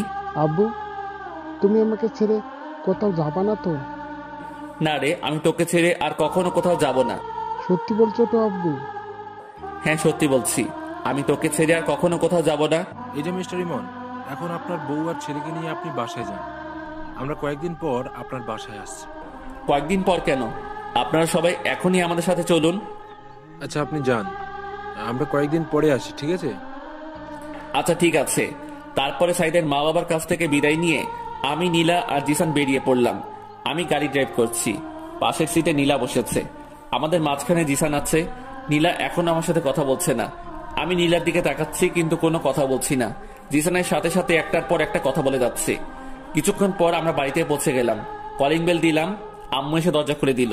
নীলা এবং আম্মু দুজন দুজনের দিকে তাকিয়ে আছে, কেউ কোনো কথা বলছে না। নীলা সরাসরি গিয়ে আম্মুর পা জড়িয়ে ধরলো আর বলল, আম্মু, তুমি আমাকে ক্ষমা করে দাও। আম্মু কিছু বলছে না, কথা বলার ভাষা হারিয়ে ফেলেছে। আম্মু এবং নীলা দুজনেই কান্না করে চলেছে। একটু পর জান্নাত আর আব্বু আসলো। নীলা আব্বুর পা জড়িয়ে কান্না করতে লাগলো। তারপরে নীলা সবকিছু খুলে বলল, এতদিন কোথায় ছিল, কি করছিল। তারপরে জিসানকে নিয়ে সবাই মাতামাতি শুরু করে দিল। একবার আম্মুর কোলে, একবার আব্বুর কোলে, একবার জান্নাত নিয়ে টানাটানি করছে। কখন কোন দিকে যাচ্ছে কিছুই বোঝা যাচ্ছে না। তারপরে আব্বু চাচা আর চাচিকে ফোন দিয়ে আসতে বলল। আব্বু বলল সারপ্রাইজ আছে। ইমন, তুই নীলাকে নিয়ে উপরে যা, আর দাদু ভাই আমার কাছে থাকবে। তারপরে আমি আর নীলা ওপরে গেলাম। উপরে গিয়ে আমি নীলাকে জড়িয়ে ধরলাম। এই পিচ্ছি, তুই এতদিন আমাকে ছেড়ে কিভাবে থাকতে পারলি? এই শোনো, এখন আমি আর পিচ্ছি নেই, আমি এখন অনেক বড় হয়ে গেছি। তাই তো দেখছি, তুই অনেক বড় হয়ে গেছিস। শোনো, এখন আর তুই করে বলবে না, এখন থেকে আমাকে তুমি করে বলবে, ঠিক আছে? আচ্ছা ঠিক আছে। জানো তোমাকে ছাড়া থাকতে আমার কত কষ্ট হয়েছে? হ্যাঁ বুঝতে পেরেছি। তুমি আমার সাথে যে সেদিন রাতে ওভাবে ওইসব না করলে এসব কিছুই হতো না। আমিও তোমাকে ভালোবেসে ফেলেছিলাম, আস্তে আস্তে তোমাকে মেনে নিতাম। সেটা বুঝতে পেরেছি। তুমি এতদিন আমার জন্য অপেক্ষা করছো। তুমি অনেক কষ্ট সহ্য করেছো। তুমিও তো আমার জন্য অনেক কষ্ট সহ্য করেছো। হঠাৎ জিসান এসে আব্বু বলে ডাক দিল। কি হয়েছে আব্বু? তুমি আমার আম্মুকে জড়িয়ে ধরে কি করছিলে? কই, কখন জড়িয়ে ধরলাম? না, আমি দেখেছি। না, তোমার আম্মু পড়ে যাচ্ছিল তাই তোমার আম্মুকে ধরেছি। ও, তাহলে ঠিক আছে। তারপর আমি জিসানকে কোলে নিয়ে গল্প করতে শুরু করলাম। দুপুরে লাঞ্চ করে এসে আমি, জিসান, নীলা তিনজন শুয়ে দুষ্টামি করছি। এভাবে দুষ্টামি করতে করতে বিকেল হয়ে আসলো। কিছুক্ষণ পর জান্নাত এসে বলল, ভাবি গ্রাম থেকে তোমার আম্মু আব্বু এসেছে। নীলা দৌড়ে ওর আম্মু আব্বুর কাছে গিয়ে ওদের পা জড়িয়ে ক্ষমা চাইতে লাগলো। নীলাকে পেয়ে ওর আম্মু আব্বু ভীষণ খুশি। আর খুশি হবে না কেন, একমাত্র মেয়ে বলে কথা। প্রত্যেকটা মা বাবা তার মেয়েকে খুব ভালোবাসে। তারপরে আমরা সবাই গল্প করতে করতে রাত হয়ে আসলো। রাতে সবাই একসাথে ডিনার করে নিলাম। রাতে আমি, নীলা আর জিসান রুমে বসে আছি। এমন সময় জান্নাত আসলো। জিসান, আজকে তুমি আমার সাথে থাকবে। কেন আন্টি? আজকে আমি আমার আব্বুর সাথে আজকে তো তোমার আব্বুর সাথে থাকা যাবে না। আজকে তোমার আব্বু আর আম্মু একসাথে থাকবে। হ্যাঁ জিসান, তোমার আন্টি ঠিকই বলেছে। আজকে তোমাকে আমাদের সাথে নেব না, কাল থেকে তুমি আমাদের সাথে থাকবে। আচ্ছা আম্মু, তুমি যখন বলছো তাহলে আমি আন্টির সাথে থাকবো। তারপরে জিসান আমাকে আর নীলাকে কয়েকটা চুমু দিয়ে ওর আন্টির সাথে চলে গেল। নীলা গিয়ে রুমের দরজা আটকে দিল। নীলা আমার দিকে তাকাচ্ছে আর মুচকি হাসছে। হাসছো কেন? শোনো, আমার আরেকটা বেবি লাগবে। ও মা, আরেকটা? হ্যাঁ, আরেকটা। এবার একটা মিষ্টি মেয়ে লাগবে। তোমার মিষ্টি মেয়ে লাগবে, তাহলে আমাকে বলছো কেন? ওই, তুমি জানো না তোমাকে কেন বলছি? না, আমি তো জানি না। দেখো, নাটক করো না। আচ্ছা ঠিক আছে। তারপরে আমি নীলাকে বিছানায় শুয়ে দিলাম। আমি আস্তে আস্তে নীলার কাছে গেলাম। নীলাকে কিস করতে শুরু করলাম। নীলার গালে, মুখে, গলায় কিস বসাতে শুরু করলাম। শুধু কি কিস করলে হবে নাকি অন্য কিছু করবে? এত ব্যস্ত হচ্ছ কেন? আমার এক্ষুনি লাগবে। আচ্ছা ঠিক আছে। তারপরে আমি নীলার ড্রেস খুলে, আপনারা কি শুনছেন? হ্যাঁ, আর কিছু শোনার নেই। তারপরে আমি আর নীলা সুখের সাগরে ভাসতে থাকলাম, যেখান থেকে আর কখনো ফিরে আসবো না। এইভাবে আমাদের সুখের জীবন কাটতে থাকলো। সমাপ্ত। আসসালামু আলাইকুম। গল্পটি শুধুই কাল্পনিক ছিল, আপনাদেরকে বিনোদন দেওয়ার জন্য গল্পটি লেখা হয়েছে। গল্পটি যারা প্রথম থেকে শেষ পর্যন্ত পড়েছেন তাদেরকে অনেক অনেক ধন্যবাদ। আশা করি গল্পটি আপনাদের ভালো লেগেছে।